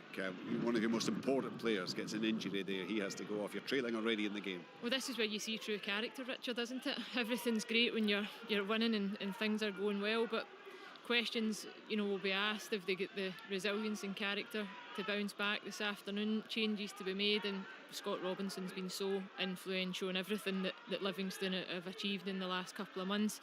You just hope that it's nothing that keeps him out too long, especially with the cup final not too far away. Absolutely. Chance for now McGinn. Oh, he stands on the ball inside the box and goes down. He batters the ground in sheer frustration. That was a glorious chance for Aberdeen. Brilliant ball through, but McGinn just simply stood on the ball. Yeah, it looked as though it get held up in the wind, didn't it? Ross McCrory, I think it was, it played it through. And the ball deceived the defenders and the goalkeeper. I think the defenders thought that the ball was going to run through to their goalkeeper. It held up. McGinn was in, but unfortunately for McGinn, puts his foot in the ball and trips over it. I might have gave the wind an assist for that one, actually. It was incredible. Roberto Carlos-esque. I think it was Dean Campbell's hit it with the outside of his left foot. Yeah. The swerve that is on it, as you see the replay from behind the goal. I guess, Willie, that kind of sums up how things have been for Aberdeen in the opponent's box of late. Yeah, nobody's went down in it yet, though, Richard, which is good news. But down that corner as well, It's know, notorious, isn't it? Yeah. It comes in there, it swirls, you know, the direction once the ball gets caught up there is really difficult to judge, and that's exactly what happened there, and it gave McGinn the opportunity, but you know, he wasn't skillful enough to take advantage of it. It's been a poor season for Niall McGinn so far. It'd be good to see him turn that round this afternoon. Yeah, sure would, but it's still goalless. Aberdeen looking to end this drought. Hadn't scored, of course, in their previous 4 Premier League matches. It's a running total going into this afternoon of 373 minutes. Richard, I must admit, when Willie was talking about, you know, that kind of going back to the way it was in the 80s, he certainly had me smiling, because you could get your revenge. There was grudges, wasn't there, held against certain players, and you just had to bide your time. Marvellous. Yeah, and as fans and as people who observe the game and certainly working in it, you always you picked out a particular incident in a game, and you immediately ringed the next fixture between those two clubs in your diary to look out for. And the good old days. I mean, well, they're in the good old days, Richard Foster. Does that still a situation that remains currently? Not really, because you're not allowed to. You know, you can't put in, you know, 50-50 challenges are almost a thing of the past, because you now get booked or penalised for your follow through. Now I've yet to see a guy who can slide tackle and stop. You know, so it's just the tackling's, as Willie mentioned earlier, the tackling's getting taken out of the game, and you know, I like to go in. I like 50-50s. I like to go into tackles, and it's it's not something I enjoy about the game, the way it's going, but it's, you know, the way it is. Players are more protected now than they were before. And I suppose the thing is, if you do try to chance for Livy, really good opportunity there. The ball swung into the box. I think it was Josh Mullen out on the right hand side, and it was a free header from about 5 yards out, and straight at the goalkeeper. Big Benjamin Siegrist was able to catch a hold of it, no problem. Yeah, we normally have a slight delay in the studio on a Saturday afternoon with the pictures coming in. There's about 15 seconds of a delay from Tannadice. It's great. Leanne can get herself set and look out for any incidents. My eyes are rapidly scanning the screen to try and find where we're at. It was Big Fitzwater, the centre half, who was up, and you would expect him to do better, because he was, as I said, he was only about 6 yards out, right in the middle of the goal, and he's headed it straight at Siegrist. Yeah, just going back to that point, Richard, I mean, if you do exact retribution, the cameras are on you now anyway, so you're going to get done for it, even if the ref doesn't see it. Especially in the top league, obviously, that you've seen that, and it's just part of the game that doesn't happen anymore. It's just, you know, if someone gives you a bad tackle, and they get away with it. If you go back and try and get them back in the same game, there's a penalty, Richard. Penalty right, for let's hear about the penalty. Callahan, it was a ball into the box. Anderson flicks it on. Callahan, he looks as if he's going to get there, and he's it's a red card. Whoa, it's a red card as well. Stephen O'Donnell, is that? Yeah, do you know something, Len? That didn't even cross my mind, a red card. Goal for, well, there's an offside goal at Rangers, but we've got a wee look at it again. It looked very close initially. It was Tavernier, good play down the right hand side by a great little through ball. Itten looks very close. Well, the Tavernier did find the net. It was a goal by Rangers, but it was very quickly ruled out. He said, after that remarkable spell, of course, it was only just last week, or during the midweek, that he's just coming up, Richard, right-footed, and I think it's straight down the middle into the back of the net. I don't know what the referee is. Is it a retake? I think it's a retake as well. Don't know if the referee. Presumably, the Hamilton players have run into the box. David then, Monroe's not happy with it. So that adds a little bit of pressure. Obviously, Derek, going back to the actual decision, I think it might be the right call, because it's silly from Stephen O'Donnell. He's all over him. He gives his shirt a wee pull. He's got a hold of his arm. Well, we'll come back to that in a moment. Here we go, because I think he went straight down the middle from this angle. So I wonder if we try and find the corner this time. Right-footed again, and it goes to the keeper's right. Kelly's, he's raging. I think he gets a hand to it. But it's in the back of the net. It's the most important thing for Accies, and 2-0 ahead, and Motherwell down to 10 men. It's going to be a big ask for Motherwell to get back into this game. Well, Leanne will look out for further replays of that, but it seemed that Stephen O'Donnell making no real attempt to get the ball, and if you're not attempting to play the ball and you are playing the opponent, then that's when the double jeopardy rule, I suppose, still applies. Yeah. And about 7 yards out, Richard, wasn't it? Yeah. Actually, fair play to Ross Callahan, because he had a situation up at Tannadice earlier in the season when he missed one penalty and then scored, and he's had to retake that one, but he's in the end been a little bit fortunately, and Liam Kelly actually is there, and actually you would expect Liam, knowing the goalkeeper he is, to make the save from that point. I know, it must be so frustrating as a goalkeeper when you do go the right way, but credit to Ross Callahan. There's nothing worse than having to step up and retake a penalty when you've scored the first one.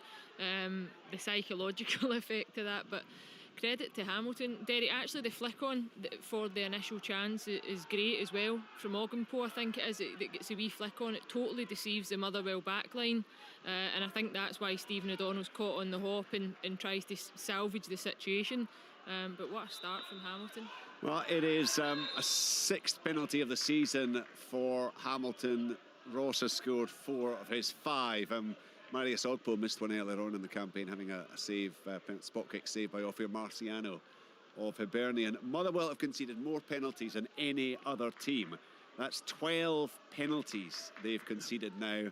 All 12 have been scored, so they do get punished. They've also just had their 6th sending off of the season. Callum Lang, Bevis Mugabe, Declan Gallagher, Mark O'Hara, Liam Polworth, and now Stephen O'Donnell. They join St Mirren as the worst offenders in that respect, with 6 red cards apiece. They just haven't liked this fixture of late. Anyway, Derek, they're 10 men, they're 2-0 down. This is looking like one of those special Hamilton Accies afternoons, isn't Chance for St Mirren. There's a long free kick. It's going to whip in under the crossbar because of the wind, and Joe Lewis has to go back and touch that over the top.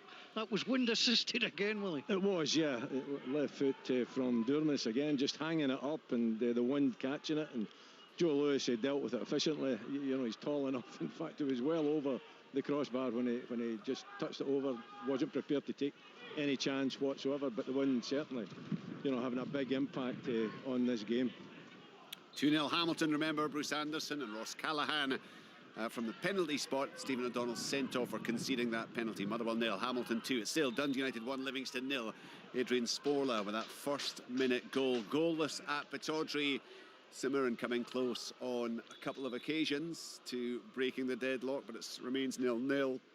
And it's also 0-0 at Ibrox. Rangers against Kilmarnock. James Tavernier, I was mentioning that, remarkable goal-scoring record, but hasn't found the net now since the middle of December. He was overtaken by Odsonne Edouard at the top of the goal-scoring charts in midweek. Was it the correct call, Richard Foster? Well, it looked like, at the time, it looked like he was just ahead of the last defender. Obviously, Liano in a better position to say, but he knew straight away. You know, he put the. It's a great little finish. Good play from Itten. Slipped him in down the right hand channel, and it's a good finish. But it was a muted celebration straight away because he almost knew that he was slightly offside. It's amazing, isn't it, how you just go all those games. And he at one point scored in 5 successive Premiership matches. He's scored in Europe. He's just couldn't stop scoring. And then suddenly you go to, I mean, look, he's a right back. I'm not offering in any way, sense or form, any criticism of him, but suddenly he hasn't scored for 2 months. I'm actually glad he stopped scoring because it makes the rest of us look terrible. Right, 0-0 still between Rangers and Kilmarnock. In that game at Ibrox, 0-0 at Pittodrie. Let's go to Heather. Then the one game in the Championship, where you'd imagine this is going to be a fairly tight encounter. Alloa against Arbroath. Yeah, it's still goalless here, Richard. It is pretty tight, actually, but I would say that as it stands, Arbroath are getting the more possession. We had the early chance through Jack Hamilton. Craigan with a lovely ball into him just to the right of the pitch. He picked up in the middle of the box and smashed it straight into the arms of Neil Parry. And then there was a chance for Alloa through Kevin Corley. Lovely shot from him, close range, that Gaston had to jump to parry away. But really, apart from that, not a great deal happening. I think Alloa looking a little bit sluggish today, actually, Richard. But yeah, still goalless. Okay, goalless it is in that one game in the Championship. Of course, there was one last night, live on the BBC Scotland channel.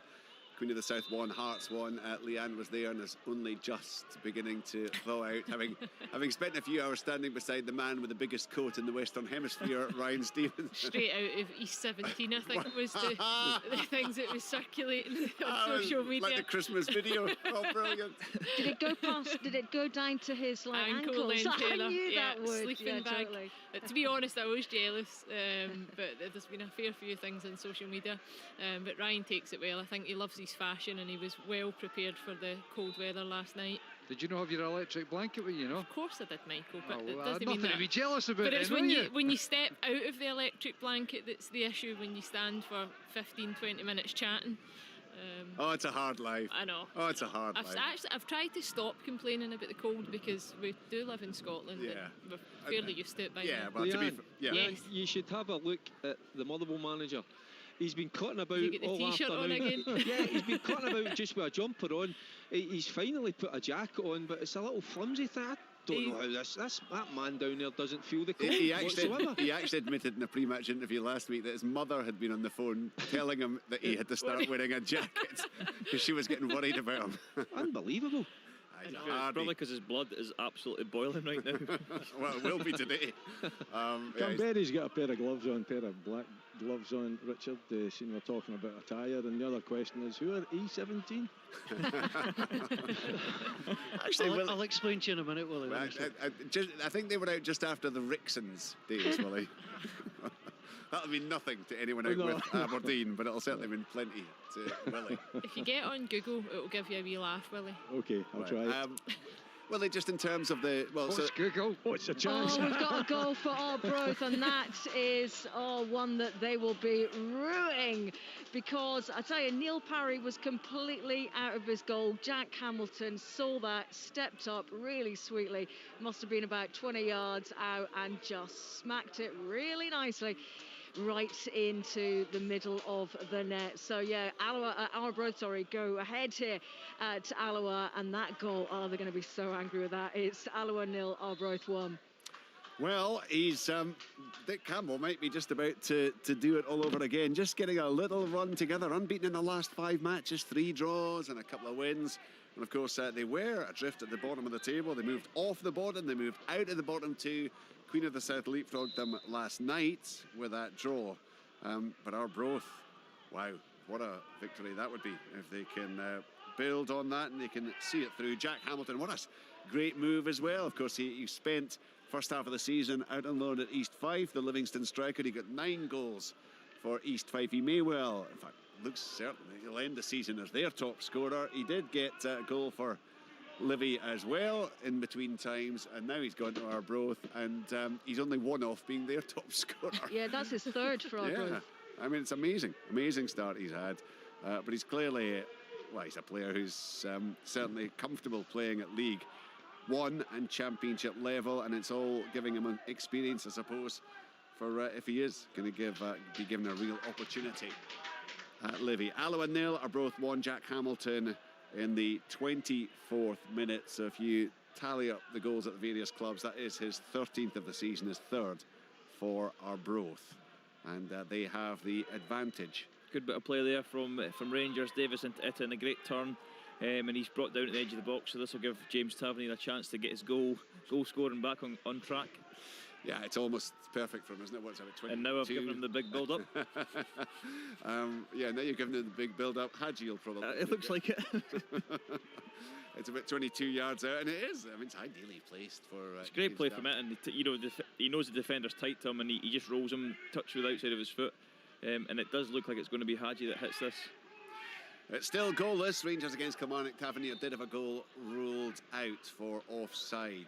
Highlights, remember, of all the Premiership matches and Sportscene tonight. 7:30 on the BBC Over the wall. Scotland channel. Right.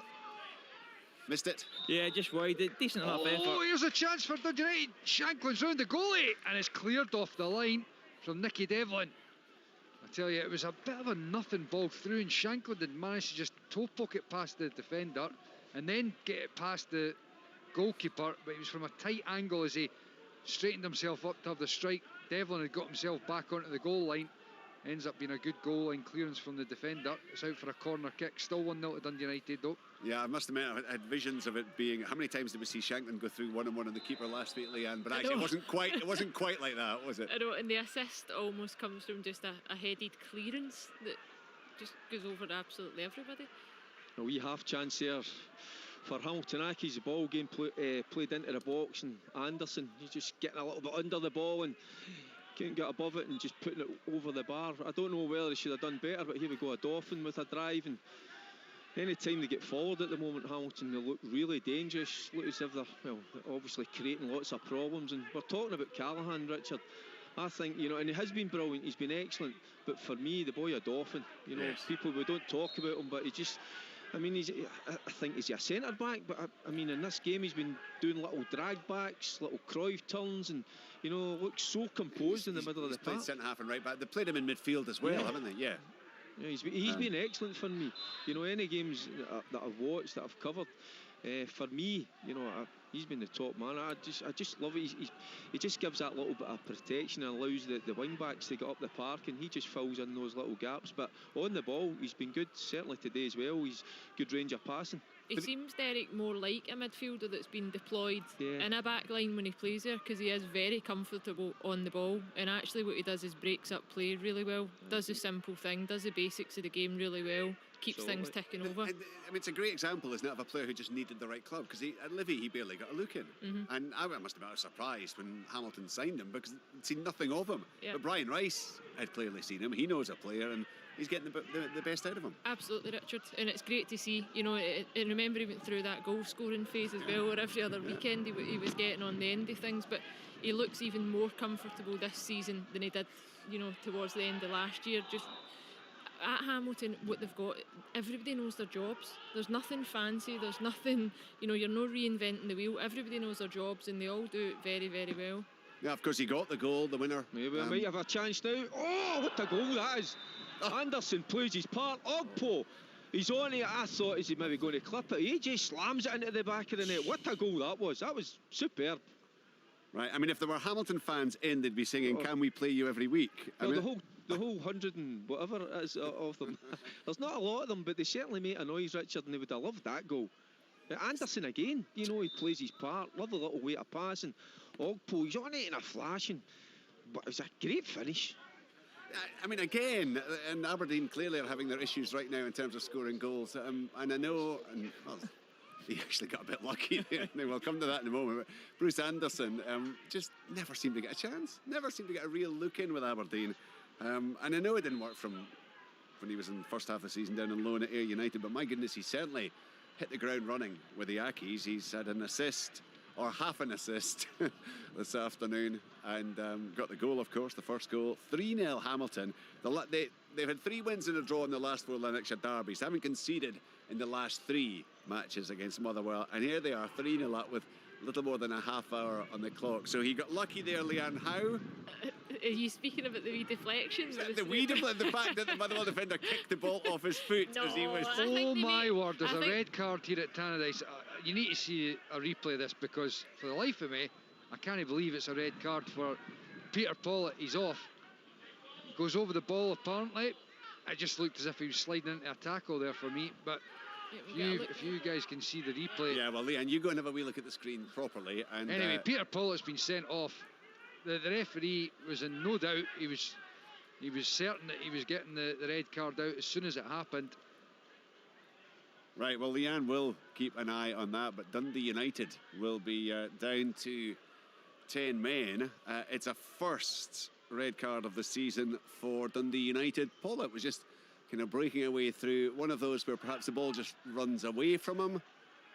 Well, that was it. I mean, he was driving forward, and I was just thinking, actually what a difference he makes to the side, because never a red card, Michael. Well, it didn't look like it in the first instance. I don't even think he's got his studs up. He stretches for the ball. He's got one knee practically still on the grass. It's just a slide. Yep. It's like it's like Richard Foster was saying before the game. Show somebody that's able to slide tackle and then stop immediately. Yeah. And for me, it looked like a nothing incident. The referee was straight across, and I was thinking to myself, he's surely not going to red card him here. But the way he ran across, it made you think as if he's up to something. I mean, as you were saying, Leanne, one knee's down, the other foot is outstretched, and there's a slight angle to the foot, but it's not like it's a flat foot with studs banging into his shin. He's made contact with his foot. At best, it's a yellow card, but there's probably been countless tackles this season that won't even have. Oh, and here's a chance. Oh, it's offside. It was in the back of the net. Livy put it in the back of the net, but the ref's given offside. I've just seen a replay. That's never a red card as far as I'm concerned. Never. That'll need to go to the compliance officer to get that rescinded. Yeah. Aye, great, brilliant. Dundee United are down to 10 men. That'll give us something to speak about next week, eh? Well, it's certainly something that the guys will be looking at on Sports Scene tonight, 7:30 on the BBC Scotland channel.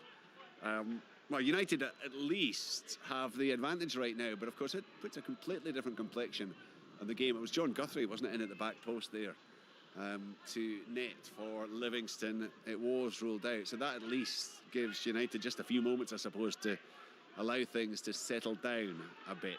Dundee United 1, Livingston 0, Motherwell 0, Hamilton 3, Derek Ferguson, it's a rout. It's incredible, Richard, and I mean, the first 5 minutes of the game I thought, oh, here we go, the surface isn't the best, they're just going to be thumping it long, but the first real bit of football that Hamilton played resulted in a goal.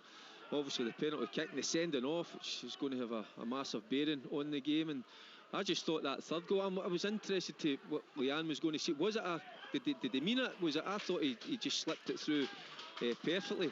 Richard was killing himself laughing, so he can tell you about it. Well, what I thought I saw was that as Marius Ogba, I mean, he was preparing, he was winding up to shoot, and he goes through the whole motion. Right. But I think what happens is the defender slides in and actually kicks the ball back perfectly into the position where Marius Ogba's foot then goes. I think if the defender doesn't get to it, I don't know if Ogba's going to have that connection. I think he is. Is he? Yes. I think so. You're taking credit away from him with that. There's a substitution here at Tannadice as well after that red card, and the goal scorer Adrian Sporla's gone off and Parks has come on. Harks. Sorry, Parks of course. Harks has come on, he's come in, and they're going to play 4-3-2. So it looks as if Louis Appear's just going to play a little bit narrower alongside Shankland up top, and they've just given up the wide areas. Sporla's obviously off, and Appear's going to go and play just narrower alongside Shankland, and Harks is going to come in and play in the centre of the midfield where Pollitt was playing. Right, Derek. I was thinking about that game at Fir Park. I remember it's not that long ago. And 5-0. Well, there was a 5-0, but it was a game at Fir Park. I was remembering when Ali Crawford kind of ran Motherwell ragged, and here's a chance for Dundee United. It is 2-0. 2-0. Shankland right through the heart of the defence. Lovely weighted ball into his path. I think it could have been a pair that plays the pass in behind the Livingston defence. Shankland running onto it is a perfectly weighted ball, and first time he just slides it past the outcoming goalkeeper. 2-0 to Dundee United. And by the way, just to go back to the sending off and the free kick that came from it, Guthrie puts the ball in the back of the net. I don't think he's offside. The ball comes in and it looks as if it comes off of Slight Mark deflection. Reynolds. Yeah. Comes off of Mark Reynolds though, and he's flagged offside, Guthrie.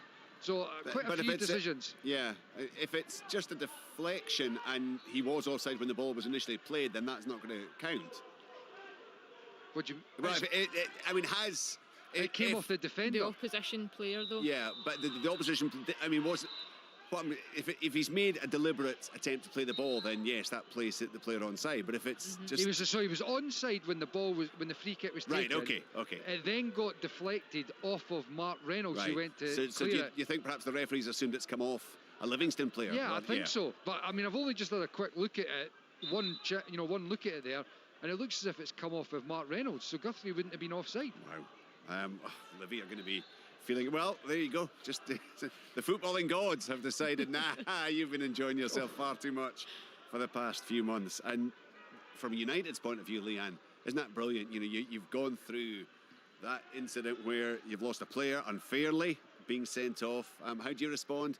Well, you go up the park and you double your advantage. Credit to them, and even the press that they win the ball back, that sets them on that counter. And the pass is exceptional for Shankland. The assist is what great. a goal! What a goal that is! Oh my goodness, Richard Foster, you've just had the deadlock broken at Ibrox. Yeah, it's a Tavernier free kick into the box. There's a slight half chance. Ball gets blocked back to the edge of the box, and then Ryan Jack, first time on the volley, right into the top corner. Goalkeeper, absolutely no chance. What a goal that was. Yeah, I mean, he's by no means a regular goal scorer, Ryan, is he? He's got so many qualities. I don't know if I've ever seen Ryan score a goal just quite Takes as a touch to set it up spectacular. and just, it's unbelievable. What a great technique. Takes a touch just to set himself and then just smashes it right in the top corner. Is that one of those, the moment you hit that, you just know it's going nowhere? Yeah. Richard wouldn't know that. No, I've never hit one like that in my life, but I know Jacko's got much better technique than me. But no, it's such a sweet strike, and the goalkeeper is by him before he even dives, I think.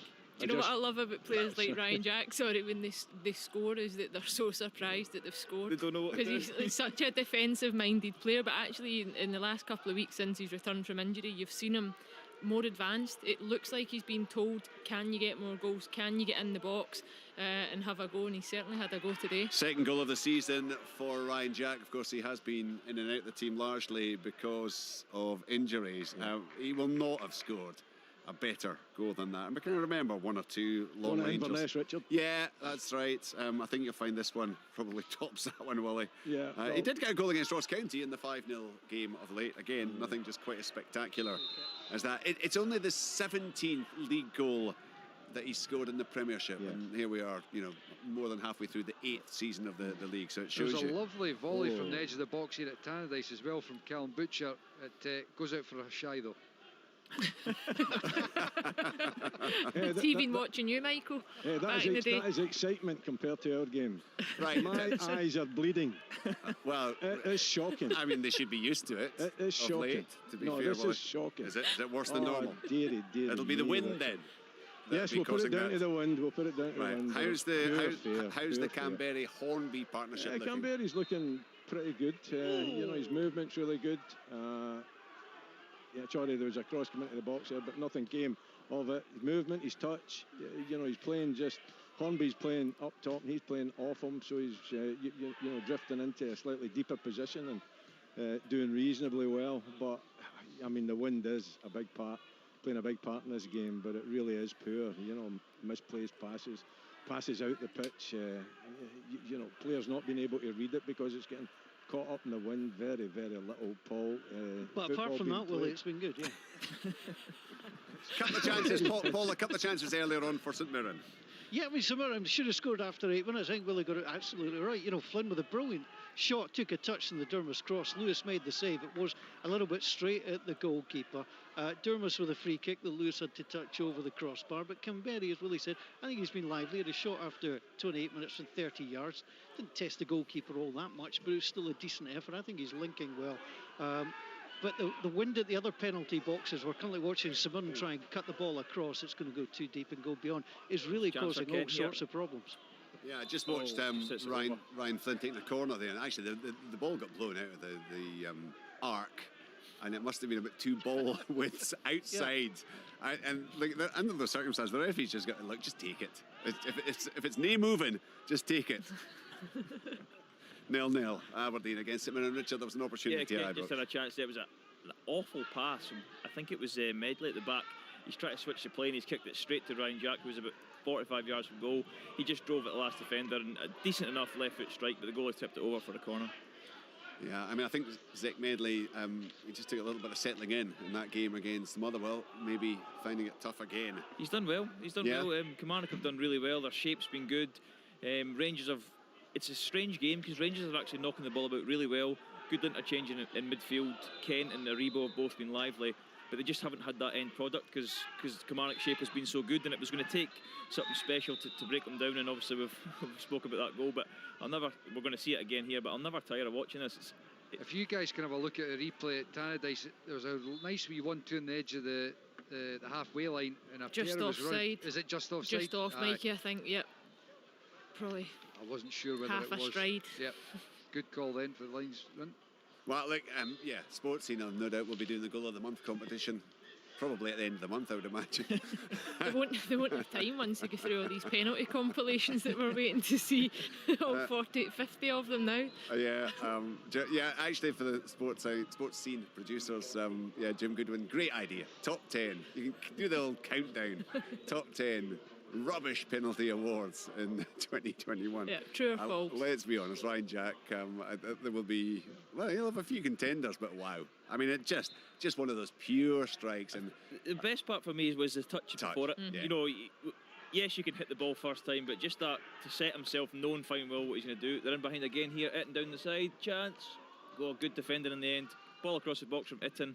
Tavernier coming in, and Rory McKenzie, I think, just does enough, just leans into him and puts him off, and he kind of slices the ball wide. I guess from a Kilmarnock point of view, all you want to do now is just keep it at 1, Rich, as long as you can, and then maybe get an opportunity later on. Yes, just after the goal, Kilmarnock actually looked a bit livelier. You know, they went forward, they got a corner, and you know, I think they've just sat in and basically said to Rangers, break us down. Now that they've kind of changed a little bit, and they do look like they're going to try and do something further up the pitch, but the problem with that is with the quality the Rangers have got, and they are playing well, Rangers, then you're subject to kind of conceding chances at the back. A sore one, Michael, there for Liam Smith. I don't know if you've... Well, I saw him going down, obviously, but I didn't really see what happened. It's an elbow from Marvin Bartley as he's went up for the header. He's absolutely not meant to catch him, but it looks like a bad one. His hand's kind of covered in blood as well, so I just wonder if it might take a wee bit longer to see if he can continue or not. Well, I'm pretty sure if there's obviously if there's a fair bit of blood, he'll be coming off at least to be getting, you know. Yeah, I think they get that 3-minute assessment time with a head injury just now. You'll need to delay that half-time cuppa. See the questions you get asked, the concussion questions. Yeah, they're unbelievable. You wouldn't be able to answer them if you were completely coherent. Never mind if you've just taken a head knock. What do you get asked, Richard? It's like his date of birth. So they'll give you 6 numbers, and you need to repeat the numbers back to them in reverse order. That's pretty tough. And then That's just the protocol for you, Richard. Well, I fail it every time. I fail it every time. God, I didn't realise that was exactly what was done. Well, they'll be going through that right now, and the rest of the players just waiting for the treatment to come to a conclusion. Still 2-0 Dundee United, amazing. Got the very early goal through Adrian Sporla. Peter Pollitt was sent off, but Lawrence Shankland within a couple of minutes doubled United's lead. Hamilton, remember, 3-0 up against 10 men Motherwell. Bruce Anderson with the first. Stephen O'Donnell fouled Ross Callaghan. He was sent off. Callaghan then scored the penalty, a twice taken penalty, and then Marius Ogbo smashed it in for the third. Hamilton cruising. Yeah, the point I was going to make, Derek, was that I remembered Hamilton going to Fir Park and winning 4-0, and Ali Crawford actually absolutely running the show that day. And my memory told me it was about 3 or 4 years ago. It was 7 years ago. But it's incredible. But that was a season where they had back-to-back wins, 4-0 away and 5-0 at home. Yeah, they've had some cracking victories over Motherwell, and you know, this one, I thought it was going to be such a tight affair, and you know, not in my wildest imaginations did I did I think that Accies would be 3-0 up at half time? You know, obviously the sending off, is going to have an impact, but they've been really comfortable, so they haven't. Nice I just think, I don't know whether this is half time at Ibrox, Rangers 1, Kilmarnock 0. It'd be unjust to say they've stumbled across this formation, but I just think with the Anderson coming in, it just, because he triggers everything, Richard. You know, see when they go for that press, when Anderson takes off, everybody goes, you know, and that's really, really important. But yeah, they look so comfortable. Half time at Pittodrie, 0-0. Okay, I can't wait for Paul and Willie's half-time rounding up of that particular you don't want to hear it, encounter. Richard. Crystal Palace 0, Burnley 2 is a half-time scoreline. That's half-time here, Richard. Motherwell 0, Hamilton 3. Whereas there'll be plenty for Derek to tell us. I would imagine events are going to go on for quite some time at Tannadice, given the lengthy delay there. And of course, the other game is the one in the Championship, where it's Alloa 0, Arbroath 1. Jack Hamilton with a goal in the 24th minute. Third already for Arbroath. I think that's 3 in 4 games, is it? Certainly 3 goals, yeah. 13th of the season all told for a young man who's certainly enjoying his season, irrespective of where he's playing. They are, of course, into what will be lengthy stoppage time at Tannadice, but Dundee United looking very good for the victory there. Remember, coming up shortly, you'll have the option. That's half time here at the Interdrill. Richard, it's Alloa 0, Arbroath 1. Thank you, Heather. Yeah, you'll have the option to keep listening to us in the football. That'll be on BBC Sounds 92 to 95 FM. Get us online at bbc.co.uk/sportsScotland, or you can listen to the rugby. It's a 4:45 kick-off. Scotland at home to Wales this afternoon as they look to make it back-to-back wins to kick off the Six Nations Championship. That'll be on digital, 810 medium wave, and again online at bbc.co.uk/sportsScotland. So that'll be in about 11 or 12 minutes time. Before then, of course, we'll round up all the action from the first half of the matches around the country. Sports Sound on BBC Radio Scotland. The Six Nations across the BBC. Scotland celebrate a famous victory. Stuart Hogg, the winning Scotland captain at Twickenham, to end a run of 38 years. He squats down, he shakes his head, he can barely believe what has happened. When the stakes are this high, it comes down to who blinks first. Van der Merwe piling through towards the line. The players are celebrating the score. After a winning start, the Six Nations continues this weekend. Scotland versus Wales. This afternoon on digital radio, 810 medium wave and online. BBC Radio Scotland. So half times around the country in the Premiership: Aberdeen 0, St Mirren 0. Latest scoreline: Dundee United 2, Livingston 0. It's Motherwell 0, Hamilton 3, Rangers 1, Kilmarnock 0, and the only game in the Championship half-time is Alloa Athletic 0, Arbroath 1. Richard Foster has been keeping an eye on events at Ibrox for us. Deserved half-time lead for Rangers? Yeah, I think it is. I mean, I've got a bit of paper down here in front of me and I've got absolutely nothing written on it. I think in the first half we had the free kick, the Hadji free kick, and then we had that wonderful Ryan Jack goal that I'm just looking at again. It's a strange game to have no chances or anything happen.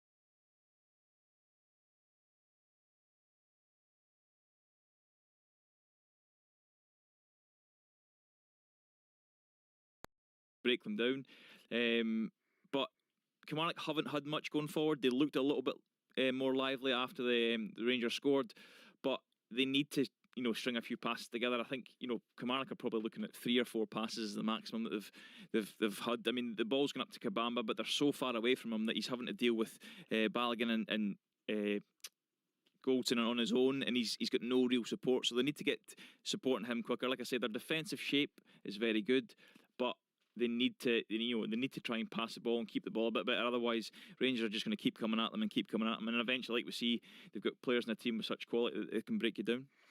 1-0 for Rangers at half-time. A real bit of quality from Ryan Jack as Rangers look to extend this unbeaten run to 29 league matches this season. It would be 30 league matches all told. Just following on from the very tail end of last season. Wonderful run they're on.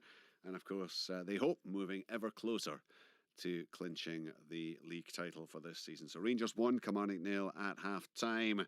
Right, I think we can all settle back for the next couple of minutes and just take our mind off the events of the world, feet up, and luxuriate in the halftime report of all the excitement and drama from Pittodrie, from Willie Miller and Paul Mitchell. Yeah, please do get comfortable. There have been 24 goals in the last 6 meetings of these sides at Pittodrie. Aberdeen have scored more than a single goal in the last 9 home games against St Mirren, and the chances of the deadlock being broken this afternoon haven't been particularly high, although St Mirren did have the best chance of the match after 8 minutes. Okay, Dermot with the cross from the left-hand side. Ryan Flynn yet to score this season. This is just his 7th appearance. Shot was a little bit too straight at Joe Lewis, who made the save. Aberdeen's best chances, a couple of long-range efforts from Kennedy and Cambetti, really not testing Jack Anik in goal. I mean, the most danger to the St Mirren goal has been the wind in their own penalty area. Dermot with a free kick after 21 minutes. He also got that caught in the wind, and Lewis had to backpedal to take a touch and push it over the top.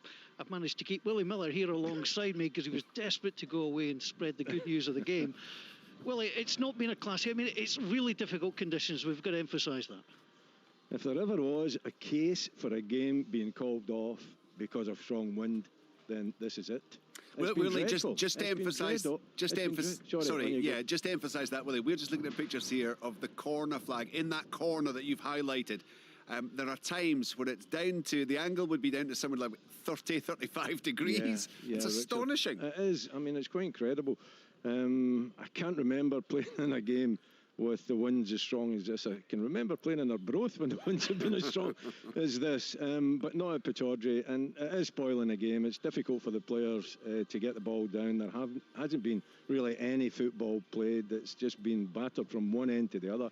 I would like them to at least try to get it down, try to get a bit of build-up going. The only real chance, a real bit of play was when Durmas went down the left-hand side, put a really good cross into the box for Flynn to meet it. If he'd have got a little bit angle on it, it could have ended up in the back of the net.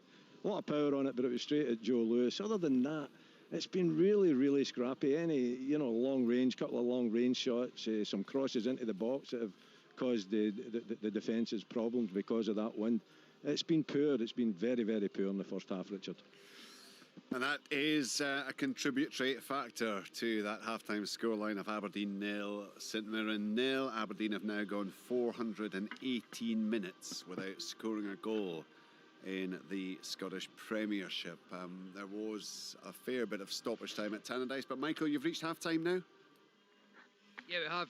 I was just saying it earlier on when Richard was chatting about the game at Ibrox, but obviously you hadn't heard yet. The whistle went a wee while ago, and it's 2-0 here at Tannadice to Dundee United. Right, and in terms of the match, how has it panned out for you in the opening 45? Well, Dundee United started the game. They started the game well. Obviously, they went in front after 49 seconds. It was actually Jamie Robson that came up with the assist. A wee ball into the box, and Sporler, who was playing in the left wing, one touch and smashed it into the top of the net and got themselves in front, which was a great start. And then it went from bad to worse for Livingston, because after 10 minutes, Scott Robinson, who's been such a talismanic figure for Livingston, took a knock and had to go off with a back injury. And then the game looked as if it had turned on its head with the sending off of Peter Pollitt, thinking that perhaps that would have given Livingston the lift that they were needing. But only a few minutes after that, when Dundee United were down to 10 men, Harks, who'd come on, played a lovely little slide rule pass through to Lawrence Shankland, and he slammed into the back of the net to put Dundee United 2-0 up. So it's been a strange first half in regards to the moments that have happened, and Dundee United find themselves in a pretty commanding position. It's there for Livingston to really try to get a foothold in the game and try to work their way back into it, because you'd imagine the next goal will be very, very big in this game. If Livingston manage to get it, then perhaps they can put some real pressure on the 10 men of Dundee United. But at the moment at half time, the home side are 2-0 up, and they're well worthy of it. It's only the second time this season that Lawrence Shankland has scored in successive matches for United, but he has done so against Ross County and Dingwall. They won that 2-0, and of course he got the second one there, all-important second goal potentially, as United opened up that 2-0 advantage against Livingston this afternoon, on to 6 for the season. And maybe just finding his feet. Certainly looked a lot sharper in the last couple of matches. United 2-0 up at half-time against Livingston. Remarkable Lanarkshire derby at Fir Park. Let's hear all about the first 45 minutes from Derek Ferguson. Yes, Richard, this scoreline will raise a few eyebrows, I would think, round the country. What a start it was from Accies, only 7 minutes in. The first real bit of football played in the game, and it resulted in a goal for the Accies. Callaghan with the cutback finding Bruce Anderson about 8 yards out, with the on loan forward slotting home calmly. It got even better for the away side in 19 minutes. Callaghan, he was hauled back by O'Donnell from about 8 yards out, looking to get his head on the ball. Referee David Monroe, no hesitation, pointed to the spot for a penalty kick, but also giving O'Donnell a straight red card. Ross Callaghan, he stepped up at the second attempt. I'm not sure why the first was not allowed, but he slotted it past the keeper away to his right hand side. 10-man Motherwell, well, they conceded a third on 31 minutes. Anderson playing Marius Ogpo in with the big striker slamming home from just inside the box centrally to put Accies firmly in the driving seat. From a Motherwell point of view, they've grafted away without any real joy in front of goal. So, as I says there, Hamilton firmly in the driving seat. Motherwell 0, Hamilton 3. Amazing, isn't it? Anderson, Callaghan, Ogbo all on target. Hamilton very much in command in that one. One game in the Championship. Could be a big afternoon for our Broth. Half time at the Indodrill. Heather Dewar. Yeah, as it stands, Richard, quite right. It's Alloa 0, Arbroath 1. Jack Hamilton with the goal in the 24th minute. 13th of the season. Third for Arbroath in 4 games since coming in on loan from Livingston, and it came after a bit of a mistake from Neil Parry. He came out of his area, the ball fell to Hamilton outside the box. Hamilton picked it up, saw the mistake from the keeper, and he swept that ball sweetly into the back of the net from around 20 yards out. Ben Williamson then following up just minutes later with a lovely strike from the left of the box. That one though just flying slightly wide, but it has been Arbroath with the majority of the possession this game. They actually had an early chance from Hamilton from the middle of the box, struck it nicely, but it went straight into the arms of Parry. And then for Alloa, just one of 2 real chances for the home side so far through Kevin Corley, a close range strike that Gaston had to jump to parry away. John Robertson then with a chance to level before the break from a Stephen Hetherington free kick. The ball came in from the left, he picked it up on the volley, but sadly for him, he skied it right over the crossbar. Michael McKenna then hitting back for the visitors just before the break too, with a terrific shot from around 20 yards out, right in the box. That one picked up easily by Parry. So Arbroath looking pretty good again today. They beat second place Dunfermline, of course, last weekend, and should they win today, and this is what you've been alluding to, Richard, they'll move into 6th place, and that says a lot about where this league is at the moment, with just 6 points separating Ayr United in 5th and Alloa in 10th at the bottom. So all getting really tight now in this league. I mean, it happens on a regular occasion, but it's this point now where it all starts to change, and the snow has just started coming down here at the Indodrill. It's Alloa 0, Arbroath 1 at half-time. Right, well, it is a freezing, bitterly cold afternoon all across the country. Arbroath won't mind that if they can go back up the road, short distance back up the road with 3 points. Half time in the English Premier League in the one match that's going ahead at 3 o'clock. Crystal Palace 0, Burnley 2. Johan Berg Gudmundsson and Jay Rodriguez with the goals in the opening 10 minutes. Earlier, it was Leicester City 3, Liverpool 1. Mo Salah midway through the second half, giving Liverpool the lead. But 3 goals in about 6 minutes for Leicester City. James Maddison, Jamie Vardy and Harvey Barnes. Leicester City maintaining their challenge. Liverpool in danger, potentially, of missing out on a Champions League place. Full live, open all mics coverage of the second half action about to come up and running in terms of the football. You can hear that, of course, on BBC Sounds, 92 to 95 FM and online at bbc.co.uk/Sports Scotland. If you want to hear the rugby, and of course Scotland with their second encounter of this season's Six Nations, looking to build on that wonderful win at Twickenham. They're at home to Wales this afternoon. You hear all the action live on digital, 810 medium wave and online. Scotland in the Six Nations. It's a try! Live on Sports Sound from BBC Radio Scotland. Glorious play by Scotland. Welcome to Sports Sound Rugby with me, Andy Burke. We are live from Murrayfield for round 2 of the Six Nations as Scotland take on Wales. Both sides started the championship with victories on the opening weekend. Wales overcoming a stubborn Ireland side in Cardiff, while Scotland blew the tournament wide open with a stunning victory over England, their first Calcutta Cup win at Twickenham in 38 years. Scotland leading by 3 points to 0, courtesy of that Russell penalty. That takes him on to 77 Six Nations points in Scotland colours. Price in towards Russell, plenty of spin on that pass.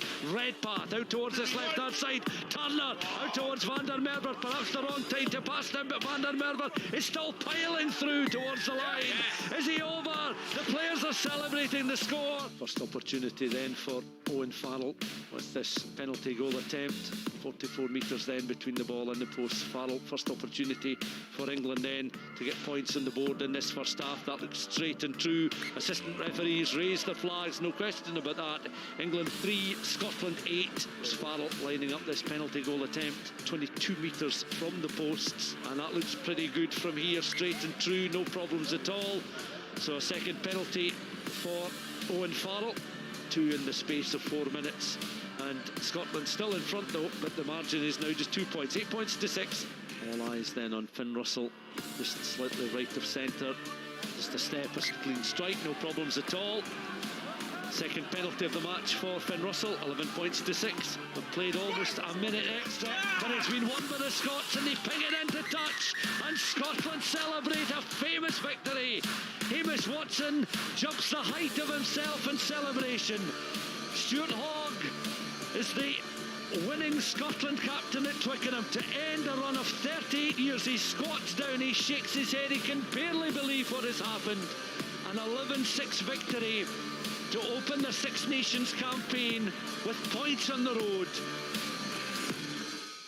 What a day it was for Scotland at Twickenham last weekend. The perfect way for Gregor Townsend side to open their Six Nations campaign. And with such a fantastic victory comes great expectation. So can Scotland back it up and make it 2 wins from their opening 2 championship matches for the first time since 1996? To take us through every moment of the action today, we have our match commentator Stuart McFarlane, the former Scotland and Lions prop Peter Wright, and the Scotland and Glasgow hooker Fraser Brown. And of course we're also joined by our chief sports writer Tom English, who's just made it on time by the skin of his teeth, obviously caught in all the heavy traffic round about the ground today, Tom.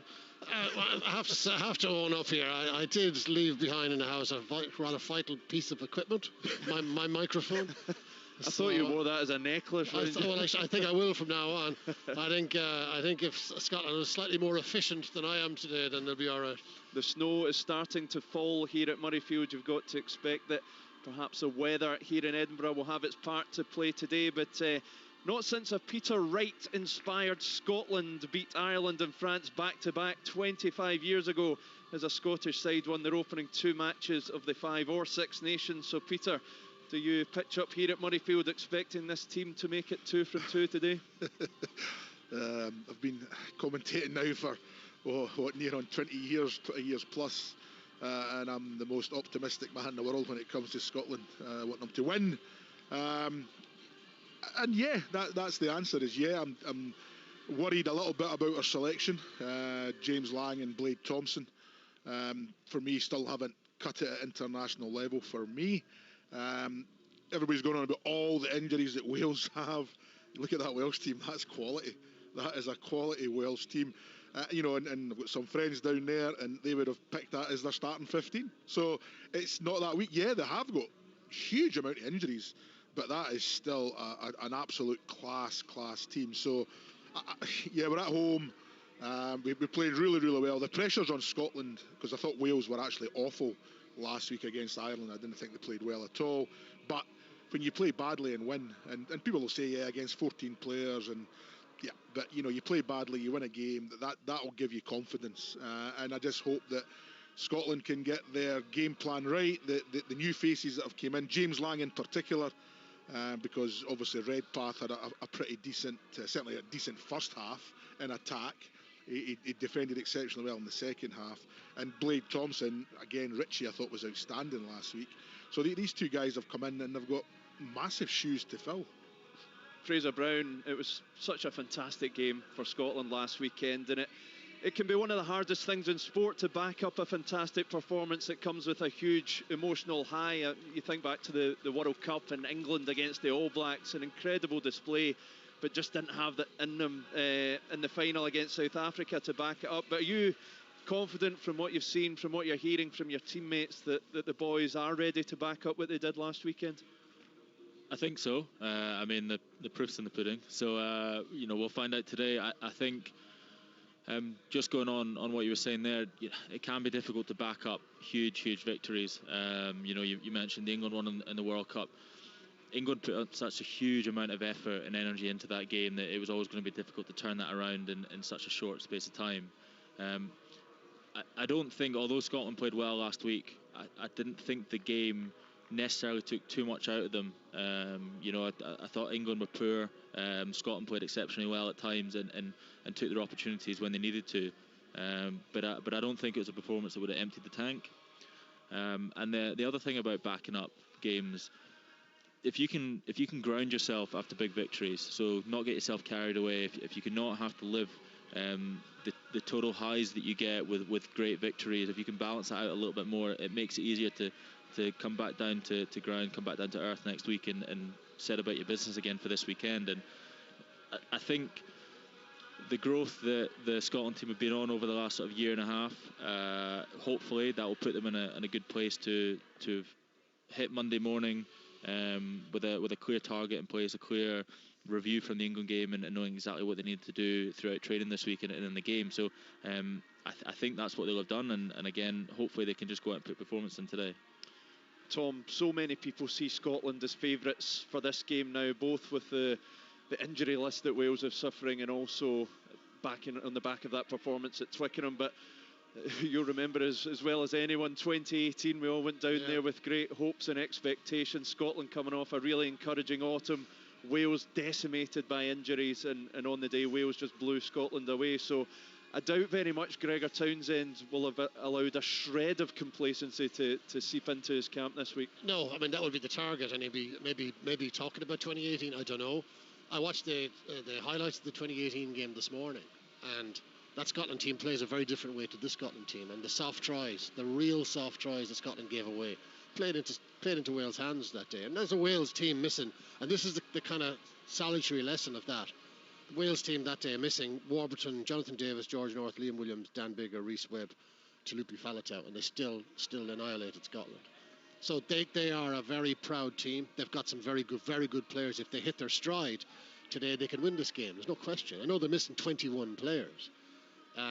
Probably 6 or 7, maybe 8 would be in the squad. Maybe a good few of them would have been in the team. But they still have, as Righty was saying, they still have a very good side out there. It's hard to know what the Ireland victory has done for them. I thought they were pretty poor. In fact, they were very poor. They were lucky not to lose that game. Peter O'Mahony basically lost the game for Ireland by the red card. At the breakdown, Wales were poor. At the line-out, they were poor. That's a recurring theme. Scotland took them to the cleaners at the breakdown in the autumn in the Six Nations. Ireland took them to the cleaners at the breakdown, even with 14 men last weekend. I think they gave away 11 penalties in total, Wales, and 10 of them were at the ruck. So there's joy there for Scotland if Scotland are good enough. It's about Scotland, I think, are good enough to win this game. There's no question they're good enough. But can they manage the expectation, and can they manage the emotion of coming down from that great high from last weekend? And Peter, Wales have not been travelling well lately. We all agree that they remain a dangerous side, but they've lost their last 6 away matches on the spin. So you've got to believe there's a vulnerability there. Yeah, obviously since Pivax came in as coach, they've found it pretty tough. Not only not winning games, but in the manner that they're losing games. You know, as Tom says, they were lucky last week.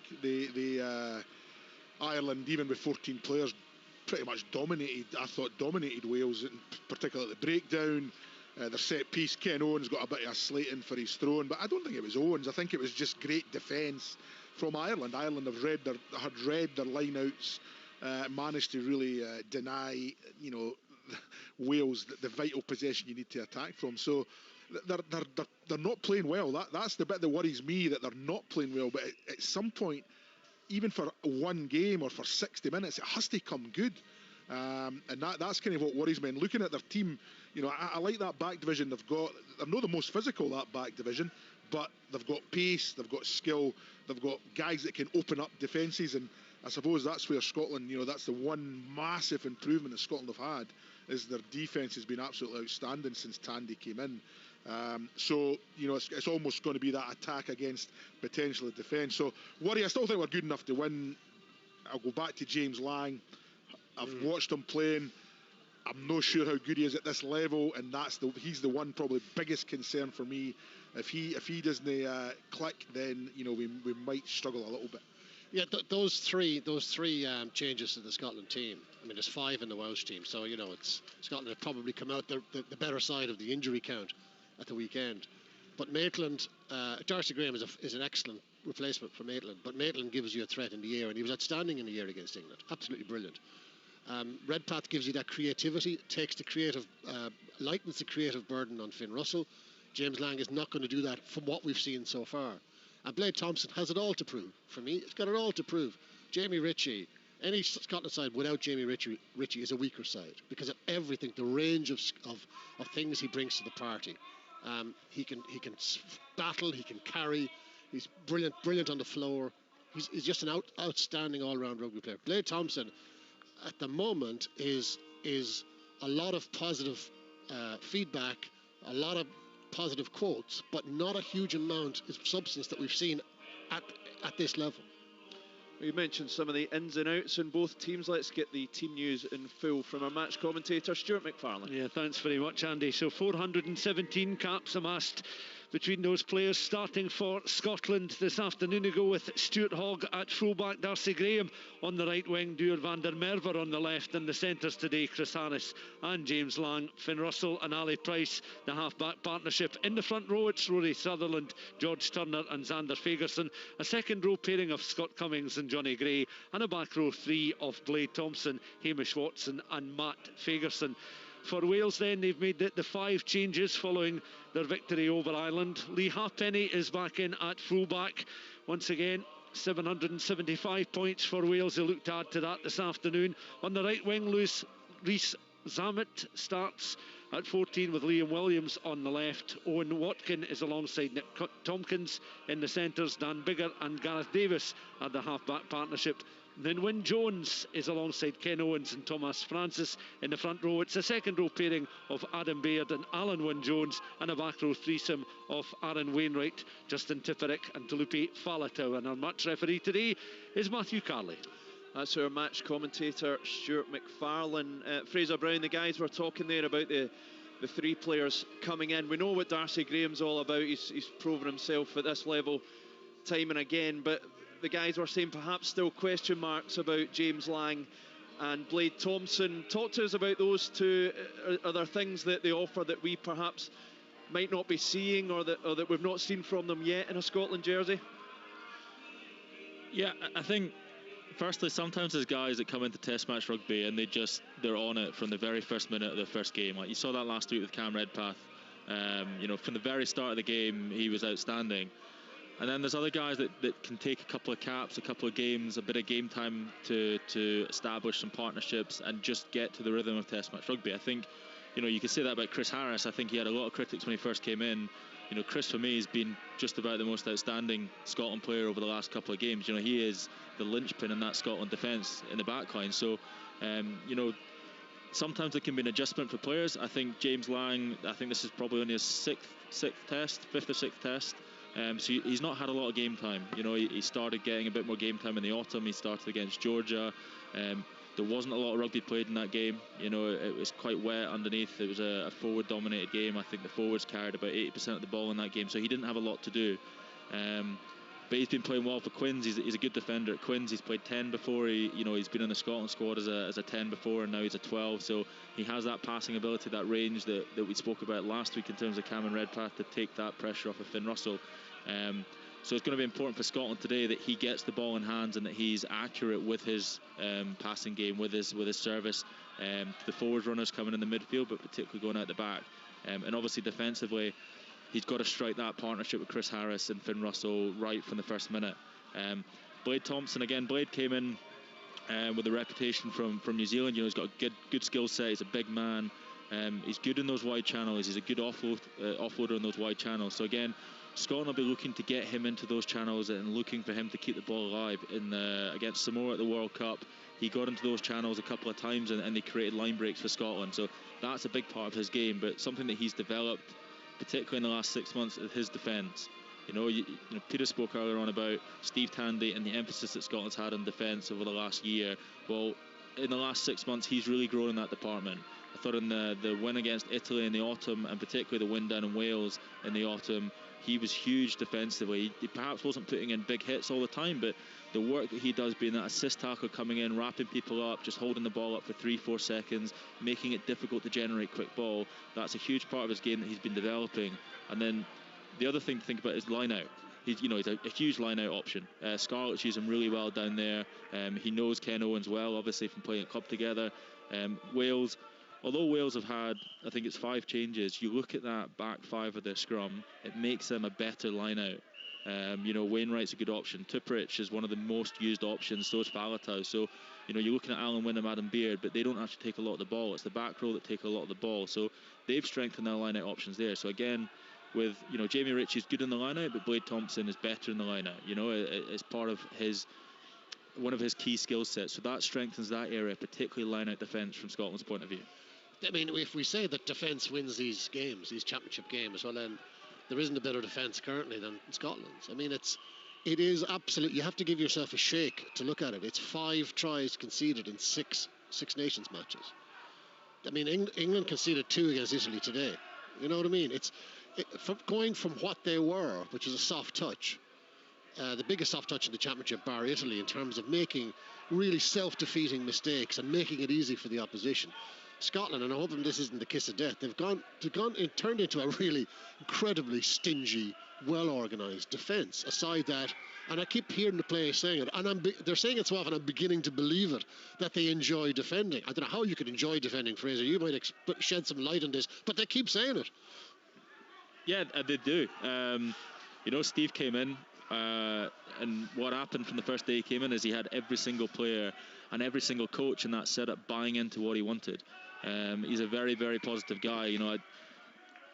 He goes through training, he sits through training with guys, he's constantly telling people how they can improve, but actually he's constantly telling people on and off the training pitch how brilliant they were in training, how much better they're getting. So straight away you're getting enthused about defending. You could be the 2 best defenders in the Six Nations last year for Scotland were Ali Price and Adam Hastings. And Adam won't be saying this, defence was not the best part of his game through his young career, and I think the progression that he made in the Six Nations last year, Adam was putting in huge hits. He had big French forwards running at him, he had English forwards running at him, he had that Irish pack trying to run over the top of them, and Adam was stopping them and driving back. Ali Price was coming from the inside and hitting them and driving back. There's a genuine enthusiasm to defend in this Scotland team, and it's credit to Steve, but it's also credit to the other guys that are driving that defence, the leaders in there, but the defensive leaders. They're making it exciting. And I think guys can start to see how that defence, how it can bring energy to them on the pitch. And then you look at the attacking threats that they have, particularly in the back 3. If you can defend for multi-phase and get turnovers on the floor, off the ground, get loose ball, and put those guys in space off transition ball, they're going to start scoring tries. So that's the other really exciting aspect for defence from a Scottish point of view. Sports Sound Rugby on BBC Radio Scotland with me, Andy Burke, on another huge day for Scotland as they take on Wales here at Murrayfield in round 2 of the Six Nations. Let's hear now from the Scotland head coach. I caught up with Gregor Townsend a short time ago and asked him if his team were ready to back up that fantastic performance at Twickenham. Yeah, I believe so. Look, I think we all know that this is an opportunity that we've created from last week, and it's also a great opportunity to be playing sport just now. So the players feel very privileged. They put huge effort into their training, bring lots of energy, but we're also aware that the Six Nations is 5 one-off games against some very tough opponents, none tougher than Wales. When you look through their team, they've had players with Lions experience, players with Grand Slam wins under the belts, and that was only 2 years ago. So they are going to be a real tough team to play against today. Yeah, I mean, many people are looking at Wales and a huge injury list and making Scotland favourites today, but I'm sure you'll recall 2018, it was a similar situation and Wales were just unplayable that day. You went down in the Six Nations. No matter what 15, no matter what 23 Wales put out, they're always a dangerous side, aren't they? Yeah, and I would say this is close to Wales' best team. They have injuries, but it's not to the most of the key players are there. Ken Owens has came back. Alan Wynne-Jones has came back in the last few weeks. Justin Tipuric, Dan Biggar, Gareth Davis, Lee Halfpenny, Liam Williams. You can go on. Yes, they've got injuries. Every team will have injuries, but they've got some very good players in their team. You've got 3 guys missing who performed so well last weekend: Jamie Ritchie, Cam Redpath, Sean Maitland. You've got options that you brought in. Tell us about those, but those guys have got big shoes to fill from the guys that are missing. Yeah, they have. All 3 started for us against Wales in the autumn, so they've been around the squad. They've had opportunities this season, and they'll want to carry on the performances of the players they're replacing. It was one of the first things Darcy Graham said to me was he took a lot out of the way Sean played last week, inspiration, and he wants to build on that and do even better. The game down in Llanelli in October, Gregor, it was an attritional game, and your boys closed out the victory really well that day. What type of game are you expecting here today? Well, it will be weather dependent. It actually looks a lot better than when we came yesterday. The pitch was soft yesterday. It seems to have firmed up. The snow is starting to fall, but I think the conditions are better than what we had down at Twickenham last week. We want to play. We want to find space, and there's different ways of doing that. Whether you create space by narrowing up the defence through your forwards, whether you go to the width straight away, or whether you use a kicking game to find space. We feel we have the decision makers in our team and the forward strength to be able to do that. But that's only 50% of rugby. The other 50% is defending so well that the opposition can't get line breaks, can't get penalties, and that's something we did really well last week, and we've got to repeat that again and be even better today. That's the Scotland head coach, Gregor Townsend. Peter Wright, we've spoken about the many players that Wales are missing, but as Gregor said, they're still a really strong side they've named, and they can bring back Liam Williams, a player who on his day can light up any match. Yeah, world class. Good player in the back 3, whether it's at full back or on the wings. Got pace, elusive, just quality player. And then Gareth Davis comes back at 9. Bigger at 10. Again, a world class half back partnership. They've got quality. Rhys Zammit on the wing, youngster. He only whatever he is, 12 or 13, I think. But quick, and the try he scored last week against Ireland, absolutely outstanding.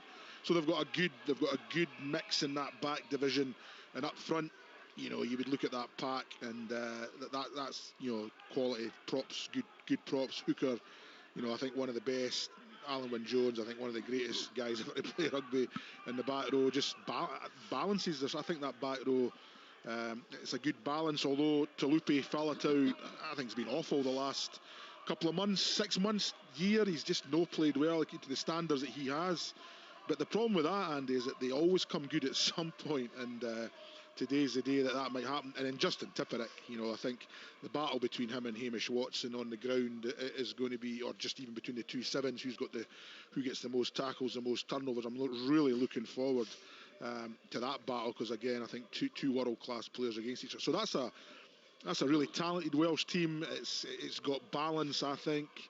The big problem that they've just not performed in the red jersey for the last, since Pivac came on board, and that's the bit that really worries me, because at some point it's going to click for them.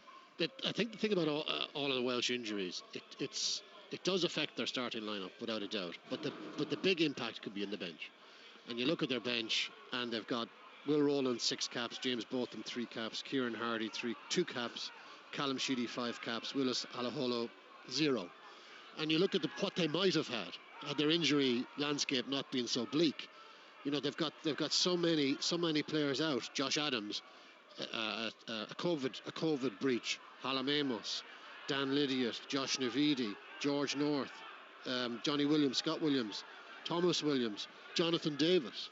A lot of those would have been in the team, or in or around the team, just beefing up that bench. And I think that is where the impact could well hurt Wales, is when the game gets open and the benches start emptying. Especially when you consider what Scotland's bench did last weekend. Brilliant bench. Outstanding. All of them were terrific. Cherry was almost like a cult hero coming off the bench, wasn't he? I mean, he was a social media superstar. Kebble was very good. Richie Gray was good. Gary Graham, Scott Steele. You know, a guy I didn't really know a huge amount about. Very, very impressive. Very cool heads.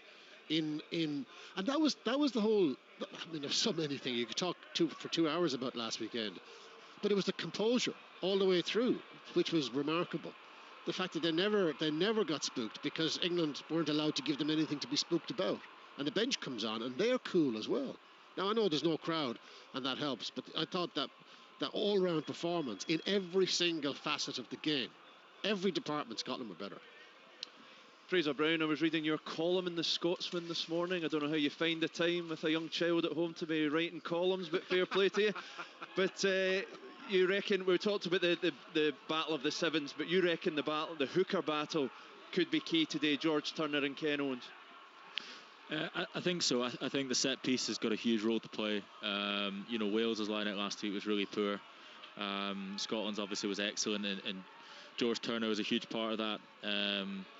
Ken Owens took quite a lot of flack last week for the line-out troubles, but I don't think it was solely on his shoulders. I just think that whole Welsh line-out didn't work. And I think worryingly for Wales, you know, Ireland, whenever we preview Ireland as a team, we always preview that they probably have the best line-out defence, particularly in the Northern Hemisphere. And Peter O'Mahony is a huge part of that. And, you know, you're always trying to find ways to not go to a 7-man line-out against Ireland because it's almost impossible to win the ball. After 14 minutes last week, Wales should have gone to a 7-man line-out every single time because they'd had an easy ball-winning option, and the line-out just kept on faltering. So, you know, if the line-out standards stay the same as they were last week, Scotland will see that as a huge access into the game. And at scrum time as well, you know, Scotland were clearly the dominant team at scrum time in the autumn against Wales. Yes, Wales have got some good operators there, and having Ken back will be huge for them. Ken's been an outstanding player for Wales over goodness knows how many years. You know, he's a linchpin in the Scarlets team, but he's a linchpin in that Welsh pack, him and Alan Wynne-Jones. But not just the set piece, the role that both of them have around the pitch. Ken Owens carries a lot for Wales, particularly in those wider channels. He's almost that half type of Dane Cole's role where he gets a little bit of freedom to carry off 10, a little bit of freedom to carry out in the wider channels. We know how impactful George can be when he's carrying there as well. Very dynamic, and the work rate in defence as well is going to be important. So I think, you know, whichever one of those two comes out on top around the pitch, but particularly at set piece, I think will have a huge part to play in which way this game goes. Peter, right, it wasn't so long ago that we would pitch up to Murrayfield for a big test match and have concerns around the scrum and if it could hold up and withstand the pressure. It's become a real weapon for Scotland now. Yeah, I think with whichever hooker of the three plays, whether it's George Turner, McInally or Fraser, I think we've got quality there. We've got props now that are, you know, Sutherland, it's just Tom Smith, isn't it? You know, I look at Rory Sutherland and I just see Tom Smith. Tom Smith, when he first came into international rugby, was kind of thought as a bit too small. He was only, 5'9", something like that. He wasn't too heavy, but as a scrummager, they just small props get into great positions technically. And Rory Sutherland's like that, and Xander Fagerson. I think you've got one of the best tight heads going. He's consistent with his performances, and the good thing for me now is that we're kind of looked at as a decent scrummaging team. So referees are now, I think, refereeing it a lot more fairly. We've talked about for years, because Scotland have always been deemed a poor team in the scrum, that we get penalised left, right and centre, even when it's not our problem.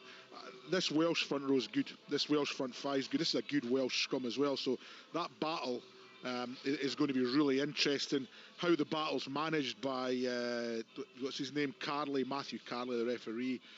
That's going to be huge, because I think myself personally, I think it's going to be a really tight game, and I think I know the game's not even started, but referees are going to have massive contributions when games are tight, and decisions. I mean, last week the decisions that were made by the English guy Barnes, you know, it's interesting. I thought he gave Ireland a lot. And then reading on sort of social media. Surprise. No, I'm just saying, but reading on social media, a lot of the Irish fans thought he gave Ireland absolutely nothing, and that. So it's. I thought he was fair enough. I thought it was a red card. It's amazing how many Irish people didn't think it was a red card. Oh, it was a red. Of course it was. But there's people out there, Tom, who think it wasn't a red card. I don't know who.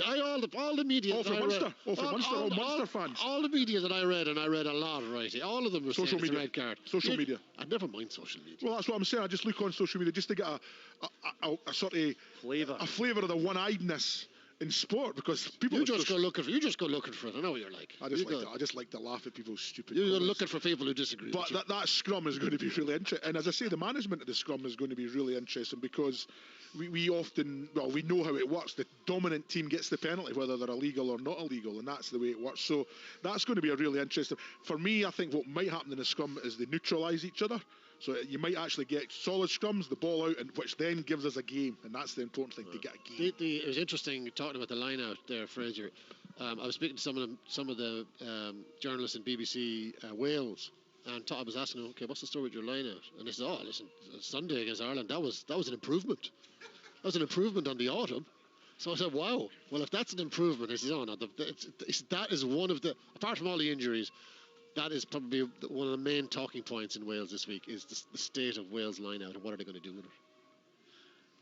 Yeah, I've been there. I've been there. Look, it's difficult, because ultimately when your line-out doesn't function, there's 8 people that play a part, but all the pressure goes onto one. Yeah.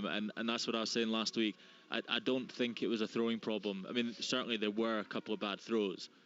But that happens. If a kicker can miss a chance from the touchline, then a hooker, I think, can be excused missing a throw under pressure when you've lost 3 of the previous 4. But I just think, for me, the movement wasn't good. I look at that line out, and some of their movement, I think, was quite sloppy and predictable against good defences, which Scotland are an outstanding defence as well. You've got to have good variety in that line out. You've got to have good movement off of the ball. To try and draw those line-out defenders away, and I just thought it was sloppy from the guys that weren't necessarily involved in the drill. So they'll have to really sharpen that up, and I thought some of the calling was poor. You've got to be able to have options to try, and you've got to have easy win options, and that's not necessarily winning it on 5-6 metres. I think when Wales came under pressure last week, they looked to go back to the front, and as I say, against Ireland, that's exactly where they want you to go. It's a trap. They're trying to get you in there. So sometimes the easy ball isn't the one on the 5 metre line, it's the one on the 13 metres, because it's a more difficult throw technically, but if that's where the space is, that's where you take it, and I just didn't think they did that last week. Well, many people are making Scotland favourites today, but Scotland captain Stuart Hogg says Wales remain a dangerous side and thinks his team have moved on from their Twickenham heroics and are ready to raise their game again today. They've kind of talked about all of this week, is that last week was absolutely tremendous. It's one thing being able to win, it's another thing being able to back it up, and we are fully aware of the challenges that are coming our way against this Welsh side. So we've prepped well, we feel we're in a good place, and we're excited for another challenge. You obviously met Wales in October, a tight game, and that was another game you got a long winless run away from home, put to bed. What did you make of them last weekend, and how much are you expecting it to be different from the game in October? Yeah, I think, look, they're a fantastic team. I think they defend really well. We're going to have to do our best in terms of our attacking game and kicking game to try and break them down. And obviously we have to hold firm in defence. They're an exciting team with a lot of key individual talent. And I think there was, John Dale and I were just chatting beforehand, there's 9 Lions involved in this team. And numerous amount of boys that have won Grand Slams. So there's a huge amount of experience and quality within that Welsh side. So it's going to be one hell of a challenge for us, but one that we're excited for. That's the Scotland captain Stuart Hogg. The Wales captain Alan Wynne-Jones wins cap number 145 for Wales today. 154 if you include his Lions tests. And Peter Wright, his big moment in the autumn when he became the most capped player in the history of Test rugby. Well, Scotland ruined that down in Llanelli, and the competitor that he is, I'm sure he'll be coming up here with a bit of payback in his mind. Yeah, he's quality for me. He's one of the greatest all-time greats.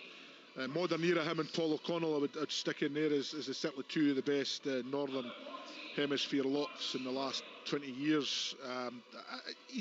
appetite for the game is what is massive. You know, what age is he now? He's about mid-30s. He's got 150 odd caps. I mean, to still be playing rugby at this level and having that enthusiasm to get up, because the 80 minutes he playing is the easy bit. That's dead easy nowadays. It's getting up and doing weight sessions and going to training, and he's got a young family, and there's so many other things in his life that, you know, he could probably maybe wants to go and do, but he's still prepared to play. The biggest thing I always felt in rugby is that you're a long time retired, you know, as the old saying goes. So the fact that he's still enjoying it at this late stage, age is a number, isn't it? We shouldn't be looking at guys and saying, well, come at the end of his career, he's 30. You know, if he's fit enough, and most importantly, if he's good enough, and I think he's proved that. He had a wee while where he maybe wasn't playing particularly well, but I thought he was immense last week overall. I'm not sure if it's him that calls the lineouts, but it probably is. But he didn't have a great game in that. But overall, and he's a leader. He's a born leader, and you know, and the great thing I love as well is that people are still prepared to fight with him at training. You know, Jake Ball smacked him at training because he wasn't getting picked. But that's a good thing. You know, I would have loved to have smacked my captains at training, but half the time they never trained.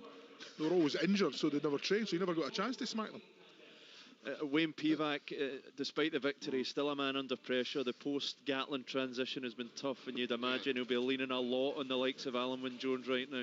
Absolutely, look, and there's more experience in there. There's a lot of experience in there, but he's won 4 games in the last year. 2 of them were against Italy, 1 against Georgia, and last weekend against 14-man Ireland. So he has got a lot of improvement to find. Last weekend will have released a bit of stress from the situation, without a doubt. That's what makes me slightly concerned. With that burden off them now, will we see a different Wales today? They're good enough to make this an almighty battle. Without question they are, but we just haven't seen it from them for a long time. Scotland delivered the performance we know they're capable of. I think they should be better than this Wales team. Fraser, what will the guys take from the performance in October when they largely managed to nullify the Welsh threat? Defensively, you know, obviously they managed to keep Wales out for the majority of the game. I think from a set-piece point of view, both lineouts didn't go particularly well that day, but Scotland eventually got on top there. Scrum, I felt like they were on top, but I think the manner of the win, the last 15 minutes down on Llanelli, you know, managing to turn that pressure back into the Welsh 22 for the last 15 minutes and close out that game, I think that was a huge growth moment for the Scotland team. So undoubtedly they'll take some confidence from that, but you know, it's 3-4 months ago now. You know, it's a completely different Welsh team that are coming up here. The Six Nations is a tournament like no other, and I think being in the heat in the middle of it is just a completely different challenge. So the Scotland boys will know that they have to be at least as good, but probably better than they were last week down at Twickenham to come away with the result today. Quite unusual, Tom, that we've not mentioned too much about Finn Russell in the build-up to this game, and it's just evidence of what a collective that Scotland have become. And I think it's fantastic that we're not focusing on Finn Russell and piling all the pressure on his shoulders. Okay, Finn, go and win this match. It wasn't Finn that won the match last week. He's capable of doing it, but he didn't win it. It was all about the team, and that's one of the most kind of encouraging things, is that there's so many different operators in this side now, all delivering big performances. It's not all about Finn anymore. Well, the Wales team are waiting on the pitch, and the Scotland team are just emerging from the tunnel to join them. It's still the most curious thing, seeing these teams run out for a big test match with no fans roaring them on, and we know what a din there is round about this time normally at a packed out Murrayfield, and we hope one day soon we can get back to that. But the weather has cleared up somewhat. The snow has disappeared for the time being. Still a strong breeze in the air, but conditions not looking too bad at all at the moment, as the Scotland players spread themselves out, and between them and the red of Wales, they're stretched across the length of the park as the teams take position and now pause for a moment's reflection as rugby once again demonstrates its opposition to racism and discrimination in all its forms. We also stand as rugby united against racism. Racism and any form of discrimination is not acceptable in rugby or in the world we live in.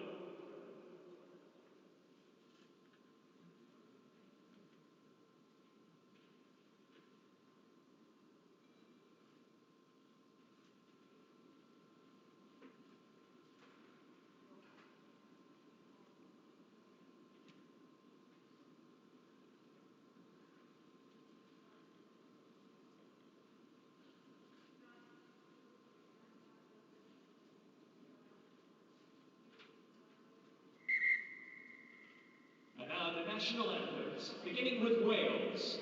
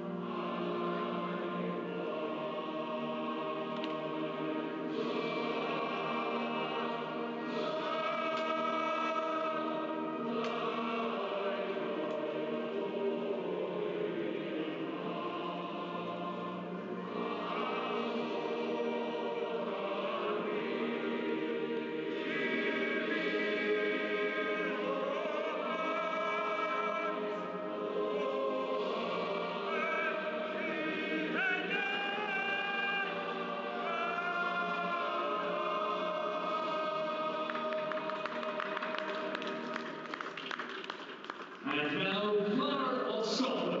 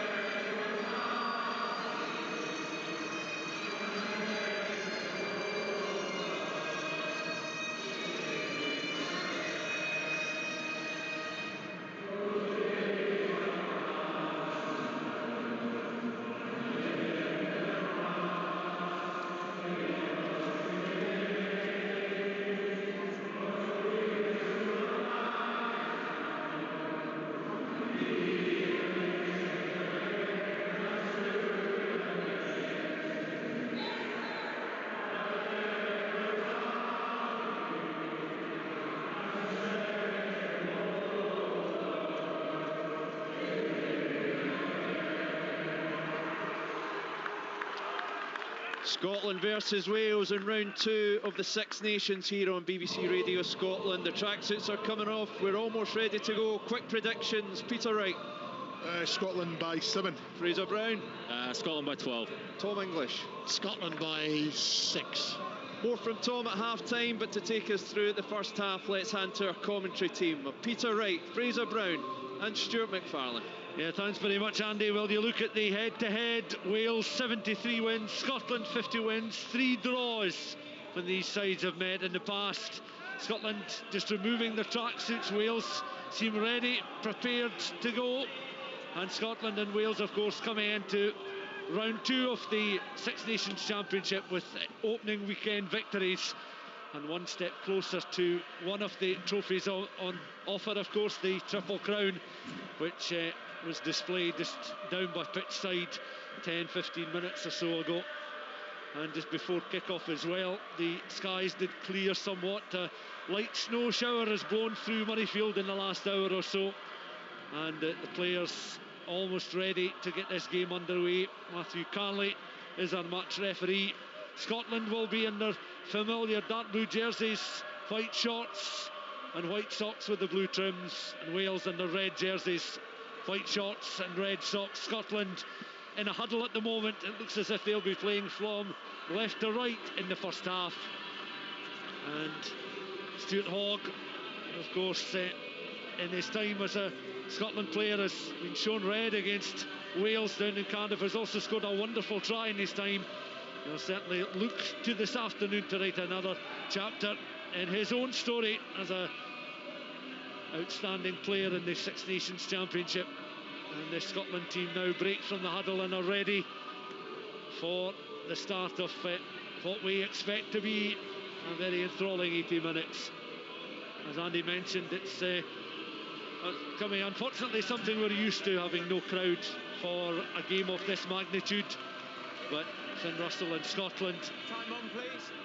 just with a word from the referee, will signal that this game is underway. Russell then will get the match started.